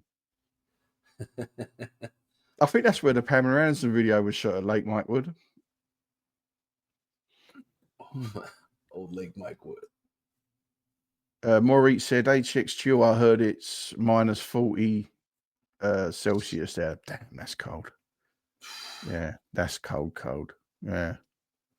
That's river freezing weather. Oh yeah. Yeah. That's the thing around my parts, man. It's like we're always we're notorious for being on the line between snow and rain. You know what I mean? So what we get is like ice storms, and you can't drive on ice, man. I don't care who you are. So yeah, we had straight ice last night. That's what we had. Man. And It's Mikey fucked up. drove all the way from Colorado Springs to Denver last night in it. It was because he had his big gig in it, and it was not a situation where you wanted to be on the road at all last night. Yeah. And he had the travel from there to here, or there's you go up an elevation incline and you go over like like part of the divide, and it's like it's crazy. I've done that drive actually. So I know exactly what you mean. If you get it caught in a bad time, it's a bad time, and last night was not a good time to be out anywhere. They closed roads down to Kansas right at my stop. Yeah, man, it's brutal because I mean you can't drive on it first of all, but it's also around here everything is just above ground power lines, so power outages start. You know what I mean? Or if it's not ice on the power lines, it's an ice on a tree that then falls on the power line, and you're like, oh man. And then like I said, it's super fucking cold, so it starts to get dangerous real quick around here. Because we just don't have the means. We don't spend the money to have plows. And if it happens once every 6 years, we're not spending $100 million to have salt trucks everywhere, so you just gotta stay home. You don't have the infrastructure. Yeah, we're not prepared for that, really. There's no reason to spend hurricanes and shit. Yeah, for real. That's a shame. Same here. We don't prepare for it. We get it for such a small period of time a year. That's it just brings the country to a halt. Yeah. That's why everybody's just like, just stay home, man. Yeah. Just take a couple of days. Yeah. Yeah. I want to butcher this name. So what's this name here? Is it Bye Bye Ski or Bye Bye Sea? Bye Bye Sky. Bye Bye Sky. Hello. Even better. Hello. Pleased to meet you. Welcome in. But yeah, Boogie, you have that weird thing where you could be at one elevation and it's rain, and then mix, and then like you can transition like on one road from all different conditions. It's really freaking crazy, man. Where my house sits in the neighborhood, we're higher than average. That like we are higher. Like I am way above Denver, and I'm east. So it's like, it's a wild terrain up there, man. Yeah, go ahead. Where I am, I'm southeast England, so we get the warm spells from Europe come over as well, but we also get like the come down from Canada and Scotland. The cold comes down and catches us there as well. So it's really up and down. They always say in England, if you don't like the weather, wait 5 minutes. That's what it changes all the time. Here is in Colorado is like if you don't like, it's going to change because you experience 4 seasons in a single fucking day sometimes, and sometimes I just have an outfit bag with me, like because you gotta dress in layers. It's just right, I'm taking this shit off and I'm putting it back on. Boogie, do you remember the Cat Williams where he's in Cincinnati? Yeah. And he was like, a mother pimp don't know how to dress out here. I got a snorkel, some Timberland boots on. I got shorts and all kinds of shit. We are all musicians. No, yes. Are we all musicians? No. Yeah. So I'm a DJ podcast host with 3 podcasts with these guys and some other folks, and one of them is a music-based podcast, and I have produced music and worked in marketing and promotions for many different record labels, and can throw down a mix, Jack. And work with a lot of people, and that's what I do. Yeah, you can catch us all. I think it's all of our names, right? Jeff, follow us. Give us all the follow. You've just followed me. Follow the other 2 as well. Yeah, we're doing streams all the time, so come hang out. So Ghost Boogie 66. Would I call myself a DJ? I play music and shut up, Danny. You are a DJ. I play games. I play music. I'm a game. I'm a variety streamer. I do drum podcasts. And bass, though. Like tell the specific music that you. I'm a drum and bass DJ from London, and I'm the best DJ on Twitch. So there you go. You better recognize. There you go. I was gonna say he was a DJ, but you know what I mean. Like the best DJ on Twitch. Best DJ on Twitch. Yeah. Lenny DiCarlo always says that. dannychaz, best DJ on Twitch.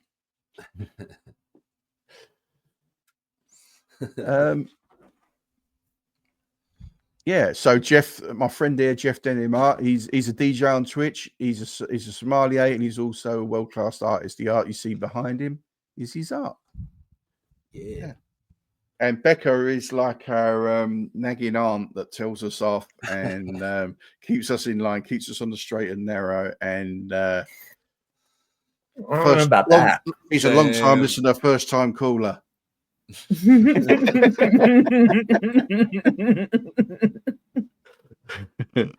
Becca Boo is the lady that keeps us all in line.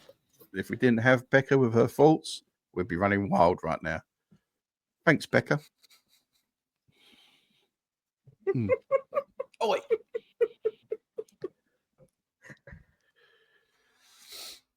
So, Jeff, have you been listening to anything this week while you've been sick? I'm actually not really. I've been watching a lot of YouTube and doing a lot of research on computers and stuff because this year I'm gonna upgrade the old system. So I've been doing a lot of research on that and seeing what my options are, like how buck wild I want to go on the on the price point. But man, I all the same old stuff that I listen to. I love I was about to buy Snoop Dogg's new album on vinyl the other day, and I was like, oh man, it's like $46. I was like, How much was it? It was $46.99, Boogie. Nah, where did you go to get it? I was just cruising through Walmart, and it was $46. I was Nah, like, fam, I'll send not you a doing link. that. I'll send you a link, fam. Yeah, but yeah, I went on $33. Discogs. $33. Yeah, that's what I'm saying. But yeah, man, I've just been spinning the new got the new Snoop and of course Be Real and Psycho Les. I'm loving that shit. That album is fantastic. It's growing on me. You know how you listen to an album, you're like, that's all right. And then like the third and fourth time, you're like, ooh, baby, you know, because there's like some familiarity to it. So yeah. Timbo's on that album is just like catches my ear. So it's been on repeat. Maurice, can you send that to me, please? The link or Found Gamer Computers. Oh yeah, man. I'm trying to save some dough, but get a good hunking machine. So I was talking to a tech guy yesterday about it, and we were talking about building me a computer, and he was telling me to wait because the next gen graphics cards are about to be released. Oh, really? So he said if you want to future proof it, he said they're about to be released, all the next gen graphics cards. Okay. So Boogie, what you been listening to this week? Man, listening to this week or watching or anything really? What's caught your eye this week, entertainment wise? More so listening to, and I am going to tell you because it's right here.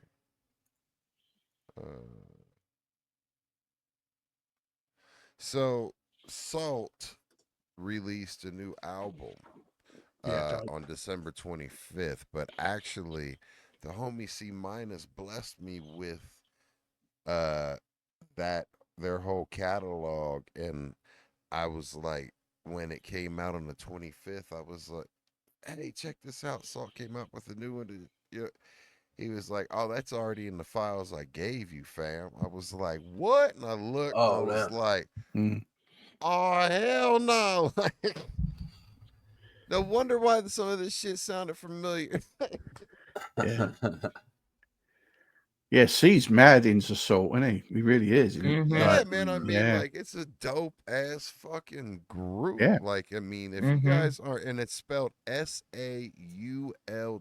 and so I will give everybody they do not, they talk about God in some of their songs, but they're not speaking about like any type of specific religion or anything like that. It's just more so they are a band that will mix in like just messages of positivity, but have it over. Some of it's like some of the funkiest old school like soul grooves, and then it's like into some amazing like lo-fi type mix, but R&B type group. I mean, shit's got 21 million views. And it just goes, their catalog goes like each album's different and each song's different, and it takes you on a journey. So don't give them just one listen. Give them a couple listens and go through their whole, like they've got, I think 10, I don't even know how many. They got 10 albums worth of music for you. Goodness. Yeah, get there. It's eclectic, isn't it? That's what you'd call that, eclectic. The band. Yeah. And then for underground hip hop, listening to the homie Monstro, with he's got an album out with Mr. C, and I want you got to check them out. Monstro, West Coast Creations. I'm gonna have them on my podcast, B-Boys Underground. Nice. This coming Wednesday, it's gonna be a West Coast Creations takeover on B-Boys Underground on Ghost Boogie 66 on Twitch and B-Boys Underground on YouTube. The YouTubes. Cool. So, what about yourself, Becca? Has anything caught your eye this week? Well, if all these people aren't subscribed to both the Usual Suspects and B-Boys Underground on YouTube, you should go do that, like right now. Outside of us, like outside of the crew, there is a sort of interesting channel I kind of fell upon, called Valhalla Sports Talk. And he does like graphic, it's basically a watch along for sports. Obviously, right now we're in football. He started doing some basketball, like college basketball. I stumbled upon him because the big conglomerate of conglomerate, I can talk today, that is the Mickey Mouse world. It's not cheap to be able to have that, to be able to watch live football. And a lot of times I would just hop on YouTube and somebody would be streaming whatever football game I wanted to watch. Yeah. And the last few weeks, because Mickey Mouse World, they've been copyright striking all of them. So he will yeah, right. He will write me a check. He'll get the radio feed for like one of the whichever team, right? When I was, because I couldn't watch Notre Dame, Georgia, even though I really wanted to watch Notre Dame, Georgia. It's a good game. But he was listening to, he had the Notre Dame guys talking. Yeah. Because that's usually like on Sirius XM or, Yeah. or on the Varsity Sports app, which is where I listen to OU stuff. So anyway, and he's in there a bunch, right? If he's not in the chat, he's actually, on screen keeping up with the stats and talking to people during commercial breaks and shit like that. So it's not just, a dude that's got a loop of himself playing, over in the corner, and it's, whatever. Anyway, he's the first one that I've come across like that I said, yeah, I'm absolutely subscribing to this channel. Valhalla. He's very funny. It's cool. So, there's a Twitch person I've been watching now for probably on and off over a year. So he's got a channel. It's called Bite My Thumb. He's got a YouTube channel, and he's English guy. He's lives north of me. He's an English guy, and he's a comedian, and he does like characters and stuff on his channel and stuff like that. And he's Bite My Thumb, and he's very, very, very funny man. Got that dry wit and does it really well without coming across the wrong way. Really, really good at it. And he's also asked me to be a guest on his Twitch stream. Awesome. He does a he does a game show on Monday nights called Squid Games, and it's hosted by a half squid, half human called Terrence. And this is in Japan. Right. It's like a VTuber. What are we doing here? It's basically it's a pop culture quiz, but the Squid Games is that the guy's half squid, half human, and he's in character the whole time. And he wants me to be a contestant on that. So awesome. on his thing, yeah. So cool, we're texting back and forth at the minute, and I know it's Monday night. So I don't know what Monday night it will be, but I know that's Monday night. So that'll be something I'll do. Out of? He's in the UK. He's north of me in the UK, yeah. So in the UK on Monday nights, he's on between 8 and 10 o'clock. And he sent me, he DM'd me and asked me to come on. So yeah, that's cool. That's awesome. Next Monday or tomorrow? I don't know which Monday yet. We've only just started. Okay. Yo, it's gonna be mad weird to see Danny Chaz on a different podcast. Right. It's weird. Yeah. Yeah. I'm quite looking forward to it, to the truth. Yeah, congratulations, man. It's awesome. Yeah, that sounds super cool. Yeah, it's nice. Yeah. Yeah. So he's reached out to me to do that. So I thought, yeah, that's cool. You know? And he makes a fuss of me when I go in his stream and stuff. And I think we've raided into him a couple of times from here. So yeah. That's cool. Man. Yeah, it's all about the networking and being friendly and like cool people. Let's grow this community. Like I always say, everybody follow everybody. Everybody's in the chat. Follow everybody in the chat. Follow everybody on screen. Like if we don't do that, we're not going to know each other and know all the amount of times I click on someone's name that says hi to me when I go into their channel and have a look. They've got great content. So I'll follow far too many people, but I just love the Twitch community that much. So that's what I do. I just enjoy just hanging around, even if I'm just lurking in other people's channels. I just like doing it. So I think we've done it, guys. I'm gonna get ready and raid out to DJ Sweet Tooth, who's one of Jeff's favorites. Yeah, and he's a vinyl DJ. And do you know this one? Live here in a little bit too. And Boogie's going to be going live too. Oh yeah. Yeah. So pop over to Sweet Tooth, and as soon as you get a notification, come back to Boogie, and you'll catch me and Jeff and Becca in the chat over there.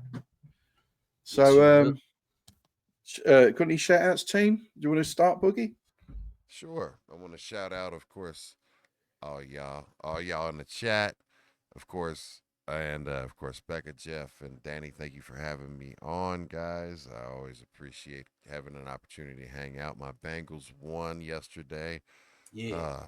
I had chest pains, but I haven't looked at the scores yet because there's 2 games that needed to happen that I don't even know if they're happening or not, what we need to do to get into the playoffs. But shout out to my Bengals on beating the Steelers at home. Shout out to my amazing wife on her birthday yesterday. Shout out to my amazing kids.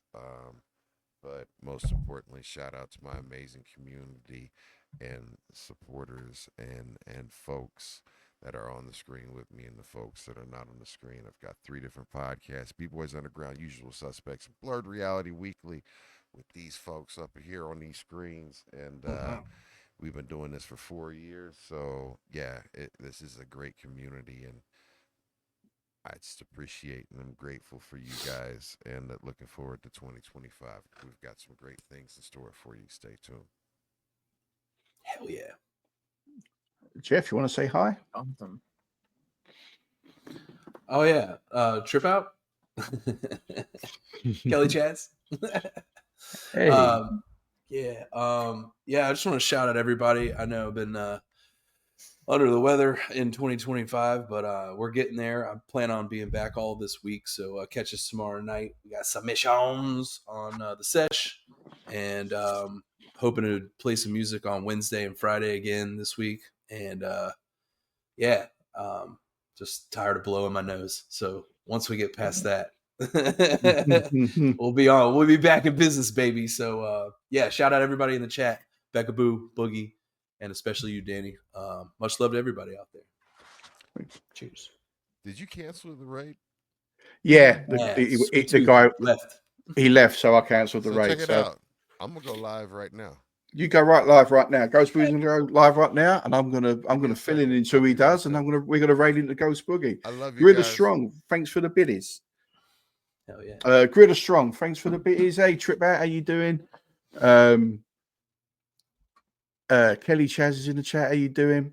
I can't brag about this. So I was getting more Sudafed, and I was standing next to the bargain bin of movies, and I got this is wild as shit, right?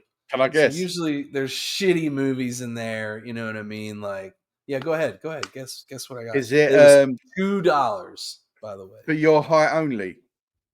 I wish Impossible it Kid. was. Holy shit! Oh. I would be. Yeah, I would have already texted you that with Wang Wang. With Wang Wang, the Impossible Kid. Yeah. If you guys don't know about Wang Wang, oh my god, there's a Mm. third installment that I found with Wang Wang. It's called Wild Wild Wang, and it's him in the Wild West. So check that out. Shit. No, but for $2, look what I found.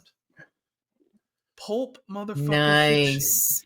with the deleted scenes and the special features and the whole deal. I can't believe I don't own it because it got stolen years ago. But yeah, $2. That's one of the greatest movies ever made. Is that the 10th anniversary edition? It is actually, yeah. Exactly. Yeah, you got it right there. And what was that? 20 years ago? That's what I'm saying. Yeah, because I'm going to say it's probably 30 years awesome. now, isn't it? Yeah, I can't believe it. I was It looking holds for up. stupid bullshit movies, and I was like, oh my god. So yeah, hey, stand in line in the pharmacy wasn't all so bad. So that's what I'm gonna do tonight. I'm gonna watch fucking Pulp Fiction. Yeah. I haven't seen it not on TV in years. With the it's better with the violence and the language, in my opinion. So yeah, I can't wait. Yeah, that's one of those movies you can't. It doesn't censor well. Exactly. You're just like, oh man, and there's whole scenes that they cut out, and you're like, yeah. I watched the aeroplane version of Kill Bill, and it's about 10 minutes long. Yeah. I was gonna say, what's left? Yeah. There was loads cut out of it. Yeah, like loads of the cut scenes were like cut into weird spots on that. Yeah, especially when they're in the restaurant and the Crazy 88 turn up. Oh yeah, yeah. There was loads of that missing. Yeah, definitely. But yeah, I haven't even seen. I'm stoked on this because it's got like the interviews with Quentin Tarantino. It's got all the like featurettes and stuff, behind the scenes montages. Like that's why I was like, for $2, I just couldn't believe my eyes, you know. And sure enough, if you manage to see them, try and see the interviews with Tarantino and Rodriguez together. When Robert Rodriguez, when they're together and they're being interviewed, they bounce off each other so good. Yeah, it's really good. And there's also another interview about what's the one that Quentin Tarantino wrote? True Romance. It's, Oliver Stone and Quentin Tarantino went out into the desert and partied.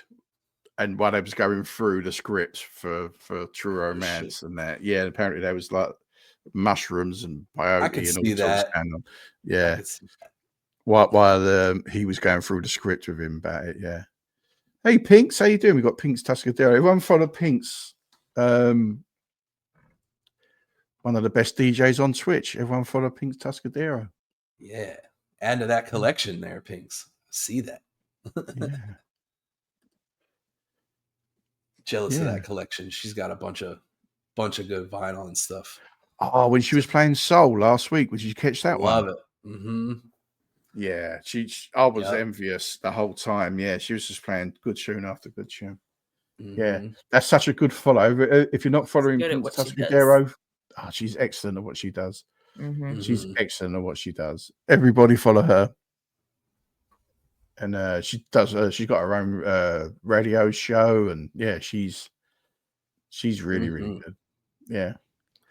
I'm gonna have a look. I'll see if Boogie's on yet. Is Boogie on yet, Jeff? I haven't got the. Let me see. I don't have the alert yet. But we do have Gorilla Strong says I learned a musical tidbit of knowledge yesterday. What does that mean? What did you learn? I'd like to know. Gorilla Strong. Tell us what you learned. What tidbit did you learn? We need to know. I like tidbits. What? Is we still on? Yeah. This is normally an after show sort of conversation. Yeah, I'm just setting up a raid. Anyone who's new here and they can see me on my phone right now, I'm not ignorant. I'm looking up the next phase. I'm about to raid into DJ Ghost Boogie 66. So this is how I do it. Doesn't stop anyone else. Is he on? Yeah, he is. Yeah. So we're about to raid into him. So thanks everybody coming by. We do this every Sunday. We'll show on the usual suspects on Monday night and the usual suspects on Thursday nights. Tomorrow night's submissions. So anyone in the chat, get your submissions in for tomorrow night for the usual suspects sesh.